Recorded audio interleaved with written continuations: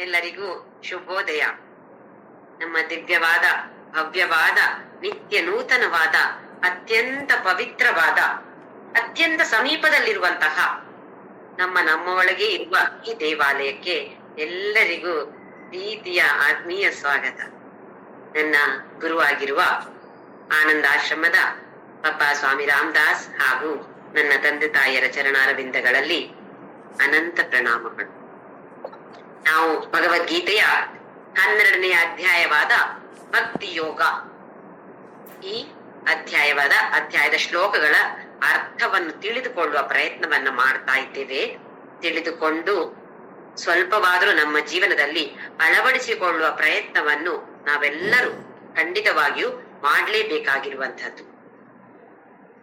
ಕಂಠಪಾಠ ಅಥವಾ ಪಠಣ ಮಾಡೋದು ಒಂದು ಬೇರೆ, ಹಾಗೆ ಅರ್ಥ ತಿಳಿದುಕೊಳ್ಳೋದು ಇನ್ನೊಂದು ವಿಚಾರ, ಅದರಂತೆ ನಡೆದುಕೊಳ್ಳುವುದು ಅದು ತುಂಬಾ ಮುಖ್ಯವಾದ ಸಂಗತಿ. ನಮ್ಗೆ ಎಷ್ಟು ಆಗತ್ತೋ ಅಷ್ಟು ಪ್ರಯತ್ನವನ್ನವಂತೂ ಎಲ್ಲರೂ ಮಾಡ್ಲೇಬೇಕು.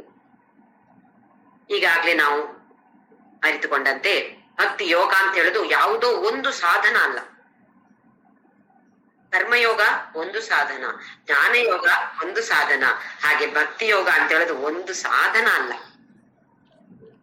ಇದು ಎಲ್ಲ ತರದ ಯಾವುದೇ ಸಾಧನ ನೀವು ಮಾಡಿದಕ್ಕೆ ಭಕ್ತಿ ಯೋಗ ಅಂತ ಹೆಸರು. ಒಂದು ರೇಂಜ್ ಅಂತ ಹೇಳ್ತೀವಲ್ಲ, ಇಲ್ಲಿಂದ ಅಲ್ಲಿವರೆಗೆ ಇರುವಂತ ಎಲ್ಲ ಸಾಧನೆಗಳನ್ನ ಒಟ್ಟು ಸೇರಿಸಿ ಭಕ್ತಿ ಯೋಗ ಅಂತ ಹೇಳುದು. ಭಕ್ತಿ ಯೋಗದಲ್ಲಿ 3 ಯೋಗಗಳಿವೆ: ಕರ್ಮಯೋಗ, ಉಪಾಸನ ಯೋಗ, ಜ್ಞಾನ ಯೋಗ. ಕರ್ಮಯೋಗವನ್ನ ಮತ್ತೆ 2 ಮೆಟ್ಟಿಲುಗಳಾಗಿ, ಸೋಪಾನಗಳು ಅಂತ ಹೇಳ್ಬೋದು ನಾವಿದನ್ನ. 2 ಮೆಟ್ಟಿಲುಗಳಿವೆ ಅದರಲ್ಲಿ. ಸಕಾಮ ಕರ್ಮ 1ನೇ ಮೆಟ್ಟಿಲು, 2ನೇ ಮೆಟ್ಟಿಲು ನಿಷ್ಕಾಮ ಕರ್ಮ. ಹಾಗೆಯೇ ಉಪಾಸನಾ ಯೋಗದಲ್ಲಿ 2 ಮೆಟ್ಟಿಲುಗಳಿವೆ ಮತ್ತೆ. 1ನೇದು ಏಕರೂಪ ಈಶ್ವರ ಉಪಾಸನ, ಇದೆಲ್ಲ ಸಗುಣ ಉಪಾಸನ.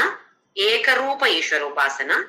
2ನೇ ಮೆಟ್ಟಿಲು ಅನೇಕ ರೂಪ ಈಶ್ವರ ಉಪಾಸನ. ಆಮೇಲೆ 5ನೇ ಮೆಟ್ಟಿಲು ಜ್ಞಾನ ಯೋಗ. ಇದರಲ್ಲಿ ಬೇರೆ ಮೆಟ್ಲಿಲ್ಲ. ಈ ಜ್ಞಾನ ಯೋಗಕ್ಕೆ ಒಂದೇ ಒಂದು ಮೆಟ್ಲಿರೋದು, ಏರೋದು ಭಾರಿ ಕಷ್ಟ. ಆದ್ರೂ ಒಂದೇ ಮೆಟ್ಲಿಟ್ಟಿದ್ದಾರೆ, ಅದನ್ನ ವಿಭಾಗಿಸ್ಲಿಲ್ಲ. ಅದರಲ್ಲಿ ಏನಿದೆ ಅಂತ ಹೇಳಿದ್ರೆ ನಿರ್ಗುಣ ಬ್ರಹ್ಮ ಉಪಾಸನ, ಇದು 5ನೇ ಮೆಟ್ಟಿಲು. ನಮಗೆಲ್ಲರಿಗೂ ಬರುವಂತೆಯೇ ಸಹಜವಾದ ಸಂಶಯ ಅರ್ಜುನನಿಗೂ ಬಂತು. ಕೃಷ್ಣ, ಸಗುಣ ಉಪಾಸಕ ಶ್ರೇಷ್ಠನ ಇಲ್ಲ ನಿರ್ಗುಣ ಬ್ರಹ್ಮ ಉಪಾಸಕ ಶ್ರೇಷ್ಠನ, ಯಾರು ಶ್ರೇಷ್ಠ ಹೇಳು ನನ್ಗೆ ಅಂತ ಹೇಳಿ ಅರ್ಜುನ ತನ್ನ ಸಂಶಯವನ್ನ ಕೃಷ್ಣನ ಮುಂದೆ ಇಟ್ಟಿರ್ತಾನೆ. ಭಗವಂತ ತುಂಬಾ ಚೆನ್ನಾಗಿ ಉತ್ತರ ಕೊಡ್ತಾನೆ.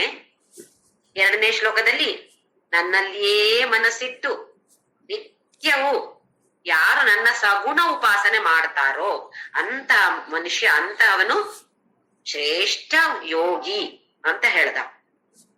ಆಮೇಲೆ 3, 4, 5ನೇ ಶ್ಲೋಕಗಳಲ್ಲಿ ನಿರ್ಗುಣ ಬ್ರಹ್ಮನ ವಿಚಾರವನ್ನ ಮುಂದೆ ಇಟ್ಟು 5ನೇ ಮೆಟ್ಟಿಲು ಏನು ಅಂತ ಹೇಳಿದಾನೆ. ಅದು ನಿರ್ಗುಣ ಬ್ರಹ್ಮ ಉಪಾಸನ. ಮತ್ತೆ ಇಲ್ಲಿ ಉಪಾಸನ ಅಂತ ಹೇಳಿದ್ರೆ ನಾವು ಮಾಡುವಂತಹ ಪೂಜೆ, ನೈವೇದ್ಯ, ಅಭಿಷೇಕ, ಅರ್ಚನೆ, ಆರತಿ ಇದು ಯಾವುದು ಇಲ್ಲ. ಪ್ರಸಾದ ತಗೊಳ್ಳೋದಂತೂ ಇಲ್ವೇ ಇಲ್ಲ, ತಿನ್ಲಿಕ್ಕೆ ಏನು ಸಿಗೋದಿಲ್ಲ ಅಲ್ಲಿ. ಯಾಕೆಂತ ಹೇಳಿದ್ರೆ ಅದು ನಿರ್ಗುಣ ಬ್ರಹ್ಮ ಉಪಾಸನ. ಅಲ್ಲಿ ಉಪಾಸನ ಅಂತ ಹೇಳಿದ್ರೆ ತಕ್ಷಣ ನಮ್ಗೆ ಪೂಜೆ ಅಂತ ಮನಸ್ಸಿಗೆ ಬರಬಾರ್ದು. ಉಪಾಸನ ಅಂತ ಹೇಳಿದ್ರೆ ನಿಜವಾಗ್ಲೂ ನೋಡಿದ್ರೆ ಒಂದು ಮಾನಸ ಪೂಜೆ ಅದು. ನಾವು ಸುಮ್ನೆ ಎಲ್ಲ ಪೂಜೆಗೂ ಎಲ್ಲ ತರದ ಉಪಾಸನ ಅಂತ ಉಪಯೋಗಿಸ್ತೀವಿ ಅಷ್ಟೇ ಹೊರತು, ನಿಜವಾಗಿ ನೋಡಿದ್ರೆ ಉಪಾಸನ ಅಂತ ಹೇಳುದು ಮಾನಸ ಪೂಜೆ. ನಮ್ಮ ಇಂದ್ರಿಯಗಳಾಗ್ಲಿ ದೇಹ ಆಗ್ಲಿ ಯಾವುದನ್ನು ಉಪಯೋಗಿಸದೆ ಮಾಡುವಂತಹದ್ದಕ್ಕೆ ಉಪಾಸನ ಅಂತ ಹೆಸರು. ಅಂದ್ರೆ ಧ್ಯಾನ. ಅಲ್ಲಿ ಏನೂ ಇಲ್ಲ, ವಿಗ್ರಹ ಇಲ್ಲ, ಫೋಟೋ ಇಲ್ಲ, ಅಥವಾ ಯಂತ್ರ ತಂತ್ರಗಳು ಏನೂ ಇಲ್ಲ, ಒಂದು ಶ್ರೀಚಕ್ರ ಅಂತ ಯಾವುದೂ ಇಲ್ಲ. ಶೂನ್ಯದ ಮೇಲೆ ದೃಷ್ಟಿಯನ್ನ ಇಟ್ಟು ಪರಮಾತ್ಮ ಅಂತ ಹೇಳಿದ್ರೆ ಈ ನಿರ್ಗುಣ ಬ್ರಹ್ಮ ತತ್ವ, ಆ ತತ್ವದ ಮೇಲೆ ದೃಷ್ಟಿ ಕೇಂದ್ರೀಕರಿಸಿಕೊಂಡು ಧ್ಯಾನವನ್ನ ಮಾಡುವಂತಹದ್ದು ಜ್ಞಾನ ಯೋಗ. ಅದರ ಬಗ್ಗೆ ಹೇಳಿ 3ನೇ ಶ್ಲೋಕ 4ನೇ ಶ್ಲೋಕದಲ್ಲಿ ಭಗವಂತ ಏನ್ ಹೇಳ್ತಾನೆ ಅಂತ ಹೇಳಿದ್ರೆ, ಅವನು ನನ್ನನ್ನೇ ಸೇರ್ತಾನೆ. ಜ್ಞಾನ ಯೋಗವನ್ನ, ಈ ತರದ ಉಪಾಸನೆ ಯಾರು ಮಾಡ್ತಾರೋ ಅಂತವನು ನನ್ನನ್ನೇ ಸೇರ್ತಾನೆ. ನೋಡಿ ಎಷ್ಟು ಚಾಲೂಕಾಗಿ ಉತ್ತರ ಕೊಟ್ಟಿದ್ದಾನೆ ಭಗವಂತ ಅಂತ ಹೇಳಿದ್ರೆ 2ನೇ ಶ್ಲೋಕದಲ್ಲಿ ಸಗುಣ ಉಪಾಸಕ ಯಾರೋ ಮಯ್ಯಾವೇಶ್ಯ ಮನೋ ಏಮಾಂ ನಿತ್ಯಯುಕ್ತ ಉಪಾಸತೆ ಶ್ರದ್ಧೆಯ, ಶ್ರದ್ಧೆಯಿಂದ ನನ್ನಲ್ಲಿಯೇ ಮನಸ್ಸಿಟ್ಟು ಯಾರು ನನ್ನ ಸಗುಣ ಉಪಾಸನೆ ಮಾಡ್ತಾರೋ ಅಂತವನು ಶ್ರೇಷ್ಠ ಯೋಗಿ. 3ನೇ ಶ್ಲೋಕದಲ್ಲಿ 4ನೇ ಶ್ಲೋಕದಲ್ಲಿ ಸೇರಿಸಿ ಏನ್ ಹೇಳಿದಾನೆ? ಯಾರು ನಿರ್ಗುಣ ಬ್ರಹ್ಮನ ಉಪಾಸಕನೋ ಅಂತವನು ಫಲ ಏನಂತ ಅವನಿಗೆ? ನನ್ನನ್ನೇ ಸೇರ್ತಾನೆ. ಹಾಗಾದ್ರೆ ಎರಡು ಕೂಡ ಅಗತ್ಯವೇ. ಸಗುಣ ರೂಪಿ ಉಪಾಸನವೂ ಅಗತ್ಯವೇ, ಹಾಗೆ ನಿರ್ಗುಣ ಬ್ರಹ್ಮ ಉಪಾಸನ ಕೂಡ ಅಗತ್ಯವೇ. ಸಗುಣ ರೂಪ ಉಪಾಸನವನ್ನ ಮಾಡಿ ಮಾಡಿ ನಾವು ಆಮೇಲೆ ನಿರ್ಗುಣ ಬ್ರಹ್ಮ ಆ ತತ್ವವನ್ನ ಅರಿತುಕೊಳ್ಳುವಂತದ್ದು. ಒಂದೇ ಸಲಕ್ಕೆ ನಾನು ಮೇಲೆ ಹೋಗ್ತೇನೆ ಅಂತ ಹೇಳಿದ್ರೆ ಆಗೋದಿಲ್ಲ. ಇಲ್ಲಿ ಮೇಲೆ ಕೆಳಗೆ ಅಂತ ಅರ್ಥ ಅಲ್ಲ, ಆದ್ರೆ ಆ ಒಂದು ತತ್ವವನ್ನು ಅರಿತುಕೊಳ್ಬೇಕಿದ್ರೆ ಸಗುಣ ರೂಪ ಉಪಾಸನ ಮಾಡಿ ಅಥವಾ ಕರ್ಮಯೋಗದಿಂದ 1ನೇ ಮೆಟ್ಟಲು ಹತ್ತಿ ಮೇಲೆ ಮೇಲೆ ಮೇಲೆ ಮೇಲೆ ಹೋಗ್ಬೇಕಷ್ಟೇ ಹೊರತು ಒಂದೇ ಸಲಕ್ಕೆ 5ನೇ ಮೆಟ್ಟಲು ಹತ್ತೇನೆ ಅಂತ ಹೇಳಿದ್ರೆ ಯಾರಿಗೂ ಸಾಧ್ಯ ಇಲ್ಲ. ಹೇಗೆ ನಾವು ಪ್ರೈಮರಿ, ಸೆಕೆಂಡರಿ, ಬೇರೆ ಬೇರೆ ಶಾಲೆಗಳನ್ನ ಕಾಲೇಜುಗಳನ್ನ ಮೆಟ್ಲು ಹತ್ತಿ ಆಮೇಲೆ ತಾನೇ ಡಿಗ್ರಿಗೆಲ್ಲ ಹೋಗೋದು. ಹಾಗೆಯೇ ನಾನು ಪ್ರೈಮರಿಯನ್ನು ಮಾಡ್ತೇನೆ, ಡಿಗ್ರಿಯನ್ನು ಮಾಡ್ತೇನೆ, ಒಟ್ಟಿಗೆ ಮಾಡ್ತೇನೆ ಅಂದ್ರೆ ಮಾಡ್ಲಿಕ್ಕೆ ಆಗತ್ತಾ? ಆಗಲ್ವಲ್ಲ. ಒಂದು ಮುಗಿಸಿಯೇ ಇನ್ನೊಂದಕ್ಕೆ ಹೋಗ್ಬೇಕು. ಅದೇ ತರ ಇಲ್ಲಿ ಕೂಡ ಸಗುಣ ರೂಪ ಉಪಾಸನೆ ಮಾಡಿ ಮಾಡಿ ಮನಸ್ಸು ಪರಿಶುದ್ಧಗೊಂಡಾಗ ನಿರ್ಗುಣ ಬ್ರಹ್ಮ ಉಪಾಸನೆ ಮಾಡುವಂತಹ ಆ ಅರ್ಹತೆ ನಮ್ಗೆ ಬರುತ್ತೆ. ಹಾಗೆ ಅದರ ಅರ್ಹತೆಯ ಬಗ್ಗೆ ಕೂಡ ಕೃಷ್ಣ ಹೇಳಿದಾನೆ 4ನೇ ಶ್ಲೋಕದಲ್ಲಿ ಏನೆಲ್ಲ ಅರ್ಹತೆ ಇರಬೇಕು. ಆದ್ರೆ 5ನೇ ಶ್ಲೋಕದಲ್ಲಿ ಹೇಳ್ತಾನೆ ತುಂಬಾ ಕ್ಲೇಶ ಅಧಿಕ ತರಹ, ವಿಪರೀತ ಕಷ್ಟ ಇದು. ಈ ನಿರ್ಗುಣ ಬ್ರಹ್ಮ ಉಪಾಸನ ಅಂತ ಹೇಳೋದು ಅರ್ಜುನ ಅಷ್ಟು ಸುಲಭ ಇಲ್ಲ, ಅಥವಾ ತುಂಬಾ ತುಂಬಾ ಕಷ್ಟ. ಮಾಡ್ಲಿಕ್ಕೆ ಆಗೋದಿಲ್ಲ ಅಂತ ಹೇಳಿದ್ರೆ ಅಯ್ಯೋ ಇನ್ನೇನ್ ಮಾಡೋದು ನಾನು ಅಂತ ಆಲೋಚನೆ ಮಾಡ್ಬೇಡ. ಮತ್ತೆ 4ನೇ ಮೆಟ್ಟಿಲಿಗೆ ಬಂದು ಬಿಡೋಣ. ನಾವು 5ನೇ ಮೆಟ್ಟಿಲಿಂದ ಶುರು ಮಾಡಿ 4ನೇ ಮೆಟ್ಟಿಲಿನ ಬಗ್ಗೆ ವಿವರಣೆ ಕೊಟ್ಟಿದ್ದಾನೆ ಭಗವಂತ. ಏನು ಅಂತ ಹೇಳಿದ್ರೆ ಏತು ಸರ್ವಾಣಿ ಕರ್ಮಾಣಿ ಮೈ ಸನ್ಯಸ್ಯ ಮತ್ಪರಾಹ, ಎಲ್ಲ ಕರ್ಮವನ್ನ ನನಗೋಸ್ಕರ ಮಾಡಿ ಯಾರು ಹೀಗ್ ಮಾಡ್ತಾರೋ ಆಮೇಲೆ ಮುಂದಿನ ಇದರಲ್ಲಿ ಹೇಳಿದಾನೆ ಭವಾಮಿನ ದೇಶಾಮಹಂ ಸಮುದ್ಧರ್ತ ಮೃತ್ಯು ಸಂಸಾರ ಸಾಗರಾತ್. ಯಾರನ್ನ ಉದ್ಧಾರ ಮಾಡ್ತಾನೆ? ಅನನ್ಯೇನೈವ ಯೋಗೇನ ಮಾಂ ಧ್ಯಾಯಂತ ಉಪಾಸತೆ. ಬೇರೆ ಇನ್ನೇನು ಇಲ್ಲ. ನಂಗೆ ಇಲ್ಲಿ ಏನ್ ಕಾಣ್ತಾ ಇದೆ? ಒಂದು ಕುರ್ಚಿ ಕಾಣ್ತಾ ಇದೆ. ಯಾರದು ಕುರ್ಚಿ ಅಂತ ಹೇಳಿದ್ರೆ ಏನದು? ಅದು ಭಗವಂತ ಅಂತ ಹೇಳಿದ್ರೆ ವಿಶ್ವರೂಪಿ ಈಶ್ವರ ಉಪಾಸನೆ. ಎಲ್ಲಿ ನೋಡಿದ್ರು ಭಗವಂತನೇ ಕಾಣುವಂತಹದ್ದು. ಯಾವುದೇ ವ್ಯಕ್ತಿ ಇರ್ಬೋದು, ಯಾವುದೇ ವಸ್ತು ಇರ್ಬೋದು, ಯಾವುದೇ ಪರಿಸ್ಥಿತಿ ಇರ್ಬೋದು, ಪ್ರತಿಯೊಂದರಲ್ಲಿಯೂ ಭಗವಂತನಿದ್ದಾನೆ ಅಂತ ಹೇಳುವ ಭಾವನೆ ಬಂದ್ರೆ 4ನೇ ಮೆಟ್ಟಿಲು ಏರಿದ ಹಾಗೆ. ಅದಕ್ಕೆ ಬೇರೆ ಬೇರೆ ಹೇಳಿದಾನೆ ಭಗವಂತ 8ನೇ ಶ್ಲೋಕದಲ್ಲಿ ಮಯ್ಯೇವ ಮನಾಧತ್ಸ್ವ ಮೈ ಬುದ್ಧಿಂ ನಿವೇಶಯ. ಮನಸ್ಸು ಬುದ್ಧಿ ಎಲ್ಲವೂ ನನ್ನಲ್ಲೇ ಇಟ್ಟು 1 ನಿಮಿಷ ಇಟ್ರೆ ಸಾಕ, ಆಮೇಲೆ ನಿವಸಿಷ್ಯಸಿ ಮಯ್ಯೇವ, ನನ್ನಲ್ಲಿಯೇ ಇರ್ಬೇಕು. ಹಾಗಿದ್ರೆ 4ನೇ ಮೆಟ್ಟಿಲು ಹತ್ತಿದ ಹಾಗೆ ಅರ್ಜುನ. ನಮಗೆ ನಮ್ಮನ್ನ ನಾವು ಗೇಜ್ ಮಾಡಿಕೊಳ್ಬಹುದು. ಎಲ್ಲಿದ್ದೇನೆ ನಾನು? 5ನೇ ಮೆಟ್ಲಲ್ಲಿದ್ದೇನಾ? 4ನೇ ಮೆಟ್ಲಲ್ಲಿದ್ದೇನಾ? ಕಾಣಿಸ್ತಾ ಇದೆಯಾ? ಎಲ್ಲ ಕಡೆ ಭಗವಂತನು ಕಾಣಿಸ್ತಾ ಇದ್ದಾನ? ಯಾರಿಗಾರು ಕಾಣಿಸ್ತಾ ಇದ್ದಾನೆ ಅಂತಾದ್ರೆ 4ನೇ ಮೆಟ್ಟಲು ಏರಿದ್ದೇನೆ ಅಂತೇಳಿ ಶಬ್ಬಾಸ್ ಹೇಳಿಕೊಳ್ಬಹುದು. ಅದಿಲ್ವಾ? ನೋಡೋಣ ಏನ್ ಹೇಳ್ತಾನೆ ಭಗವಂತ ಅಂತ ನೋಡೋಣ. 9ನೇ ಶ್ಲೋಕ 12ನೇ ಅಧ್ಯಾಯ. ಅಥ ಚಿತ್ತಂ ಸಮಾಧಾತುಂ ನ ಶಕ್ನೋಷಿ ಮಯಿ ಸ್ಥಿರಂ ಅಭ್ಯಾಸ ಯೋಗೇನ ತತೋ ಮಾಮಿಚ್ಛಾಪ್ತುಂ ಧನಂಜಯ. ಹಾಗಾದ್ರೆ ಇದು ಮಾಡ್ಲಿಕ್ಕೆ ಆಗುದಿಲ್ವ ಅರ್ಜುನ? ಏನ್ ತಲೆಬಿಸಿ ಮಾಡ್ಬೇಡ. ಇದು ನಮಗೂ ಹೇಳುವಂತದ್ದು ಭಗವಂತ. ಯಾಕಂದ್ರೆ ನಾವೆಲ್ಲ ಹಾಗೆ ಇದ್ದೇವೆ. ಅಥ ಚಿತ್ತಂ ಸಮಾಧಾತು ನ ಶಕ್ನೋಷಿ ಮೈ ಸ್ಥಿರಂ. ನನ್ನಲ್ಲಿಯೇ ನಿನ್ನ ಮನಸ್ಸು ಸ್ಥಿರವಾಗಿ ನೆಲೆಗೊಳ್ತಾ ಇಲ್ವಾ? ನ ಶಕ್ನೋಷಿ ಮಾಡ್ಲಿಕ್ಕೆ ಸಾಧ್ಯ ಆಗ್ತಾ ಇಲ್ಲ. ಮೈ ಸ್ಥಿರಂ ಸ್ಥಿರವಾಗಿ, ಸಮಾಧಾತು ಒಂದು ಫಿಕ್ಸ್ ಮಾಡಿಕೊಳ್ಳುವಂಥದ್ದು. ನನ್ನಲ್ಲಿಯೇ ನಿನ್ನ ಮನಸ್ಸನ್ನ ಸ್ಥಿರವಾಗಿ, ಯಾವುದೋ 1 ನಿಮಿಷ ಅಲ್ಲ, ನಿರಂತರವಾಗಿ ಸ್ಥಿರವಾಗಿ ಅಲ್ಲಿಯೇ ದೃಷ್ಟಿ ಇಡ್ಲಿಕ್ಕೆ ಆಗ್ತಾ ಇಲ್ವಾ?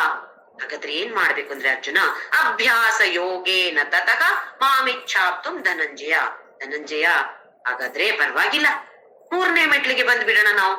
ಏನದು 3ನೇ ಮೆಟ್ಟಲು? ಅಭ್ಯಾಸ ಯೋಗ. ಇಲ್ಲಿ ಅಭ್ಯಾಸ ಯೋಗ ಅಂತ ಹೇಳಿದ್ರೆ ಏಕರೂಪಿ ಈಶ್ವರ. ಸಗುಣ ರೂಪವೇ ವಿಶ್ವರೂಪಿ ಈಶ್ವರ ಕೂಡ ಸಗುಣ ರೂಪವೇ. ಇಲ್ಲೀಗ ಏಕರೂಪಿ ಈಶ್ವರ. ಏನು ಏಕರೂಪಿ ಈಶ್ವರ ಅಂತ ಹೇಳಿದ್ರೆ ಯಾವುದೋ ಒಂದು ಇಷ್ಟ ದೇವತ, ರಾಮ, ಕೃಷ್ಣ, ಶಿವ, ದೇವಿ, ಸಾಯಿಬಾಬಾ, ಸರಸ್ವತಿ, ಯಾರೇ ಇರ್ಬೋದು. ಒಬ್ರನ್ನ ಮೇನ್ ಆಗಿ ಇಟ್ಕೊಂಡು, ಇವಾಗ ನಮ್ಗೆಲ್ರಿಗೂ ಆಗಿರತ್ತೆ ಅಲ್ವಾ, ಒಬ್ರು ಮೇನ್, ಮತ್ತೆ ಎಲ್ರನ್ನು ಹಾಡೋದಿಲ್ವಾ, ಎಲ್ರ ಭಜನೆಯೂ ಹಾಡ್ತೇವೆ. ಆದ್ರೆ ಯಾರೋ ಒಬ್ರು ನಮ್ಗೆ ತುಂಬಾ ಇಷ್ಟ, ದತ್ತಾತ್ರೇಯ ತುಂಬಾ ಇಷ್ಟ. ಹೀಗಿರತ್ತೆ ಒಂದು ಇಷ್ಟ ದೇವತೆ ಅಂತ ಪ್ರತಿಯೊಬ್ಬರಿಗಿರತ್ತೆ. ನಮ್ಮ ಹಿಂದೂ ಸನಾತನ ಧರ್ಮದಲ್ಲಿ ದೊಡ್ಡ ಸಂತೆ ಇದೆ ದೇವರದ್ದು. ಏನ್ ಮಾಡ್ತೀವಿ ಸಂತೆಗೆ ಹೋಗಿ? ನಮಗೆ ಯಾವ್ದು ಇಷ್ಟ ಆಗತ್ತೋ ಅದನ್ನ ತಗೊಂಡ್ ಬರ್ತೀವಿ. ನನಗೆ ಈ ಪಲ್ಯ ಮಾಡಿದ್ರೆ ಇಷ್ಟ, ಬೀನ್ಸ್ ಪಲ್ಯ, ಅವು ಜಾಸ್ತಿ ಬೀನ್ಸ್ ತಗೊಂಡ್ ಬರೋದು ಯಾಕೆ? ಅದರ ಪಲ್ಯ ಮಾಡಿ ತಿನ್ನಕ್ಕೆ. ಹಾಗೆ ತಾನೆ ಎಷ್ಟೊಂದು ದೇವತೆಗಳಿದ್ದಾರೆ, ಎಷ್ಟೊಂದು ದೇವರುಗಳಿದ್ದಾರೆ ನೋಡಿ. 33,000 ಕೋಟಿ ದೇವರಿದ್ದಾರಂತೆ. ಇದ್ರ ಬಗ್ಗೆ ಇನ್ನೊಂದಿನ ನಾವು ಮಾತಾಡೋಣ. ಅದ್ ಯಾಕಷ್ಟು ಇದ್ದಾರೆ, ಅದು ಇದ್ದಿದ್ರೆ ಏನಾಗತ್ತೆ, ಇಲ್ಲದಿದ್ರೆ ಏನಾಗತ್ತೆ ಅಂತ ಹೇಳಿ. ಯಾರು ಬೇಕು, ಯಾವ್ದನ್ ಬೇಕಿದ್ರು ನೀವು ತಗೊಳ್ಳಿ. ಇನ್ನೊಂದು ವಿಚಾರ ಏನು ಅಂತ ಹೇಳಿದ್ರೆ, ನಾವು ಈ ಏಕರೂಪೇಶ್ವರ ಈ ತರ ಪೂಜೆ ಮಾಡ್ತೇವಲ್ವಾ, ಮಾಡಿದಾಗ ಕೆಲವೊಂದ್ಸಲ ನಮ್ಗೆ ಮರ್ತೋಗಿರತ್ತೆ ಈ ದೇವರಿಗೆ ಇವತ್ತು ಆರತಿ ಮಾಡ್ಲಿಕ್ಕೆ. ಮನಸ್ಸೆಲ್ಲೋ ಇತ್ತು, ಹಾಗೆ ಇಲ್ಲೊಂದು ವಿಗ್ರಹ ಇಟ್ಟಿದ್ದೇನೆ ಸಾಯಿಬಾಬಂದು, ಇವತ್ತು ಅದಕ್ಕೆ ಆರತಿಯೇ ಮಾಡ್ಲಿಲ್ಲ, ಮರ್ತೇ ಹೋಯ್ತು. ಯಾವಾಗ ನೆನ್ಪಾದದ್ದು? ಆರತಿ ಮಾಡಿದ್ದು ಬೆಳಿಗ್ಗೆ 6 ಗಂಟೆಗೆ, ಮಧ್ಯಾಹ್ನ 12 ಗಂಟೆ 1 ಗಂಟೆಗಾಗೋ ನೆನ್ಪಾಯ್ತು. ಅಯ್ಯ, ಇಲ್ಲಿಗೆ ಇವತ್ತು ಯಾಕೆ ಆರತಿ ಮಾಡ್ಲಿಲ್ಲ ನಾನು, ಎಂತಾಯ್ತು ನನ್ಗೆ, ಮನಸ್ಸೆಲ್ಲೋ ಹೋಯ್ತಲ್ಲ.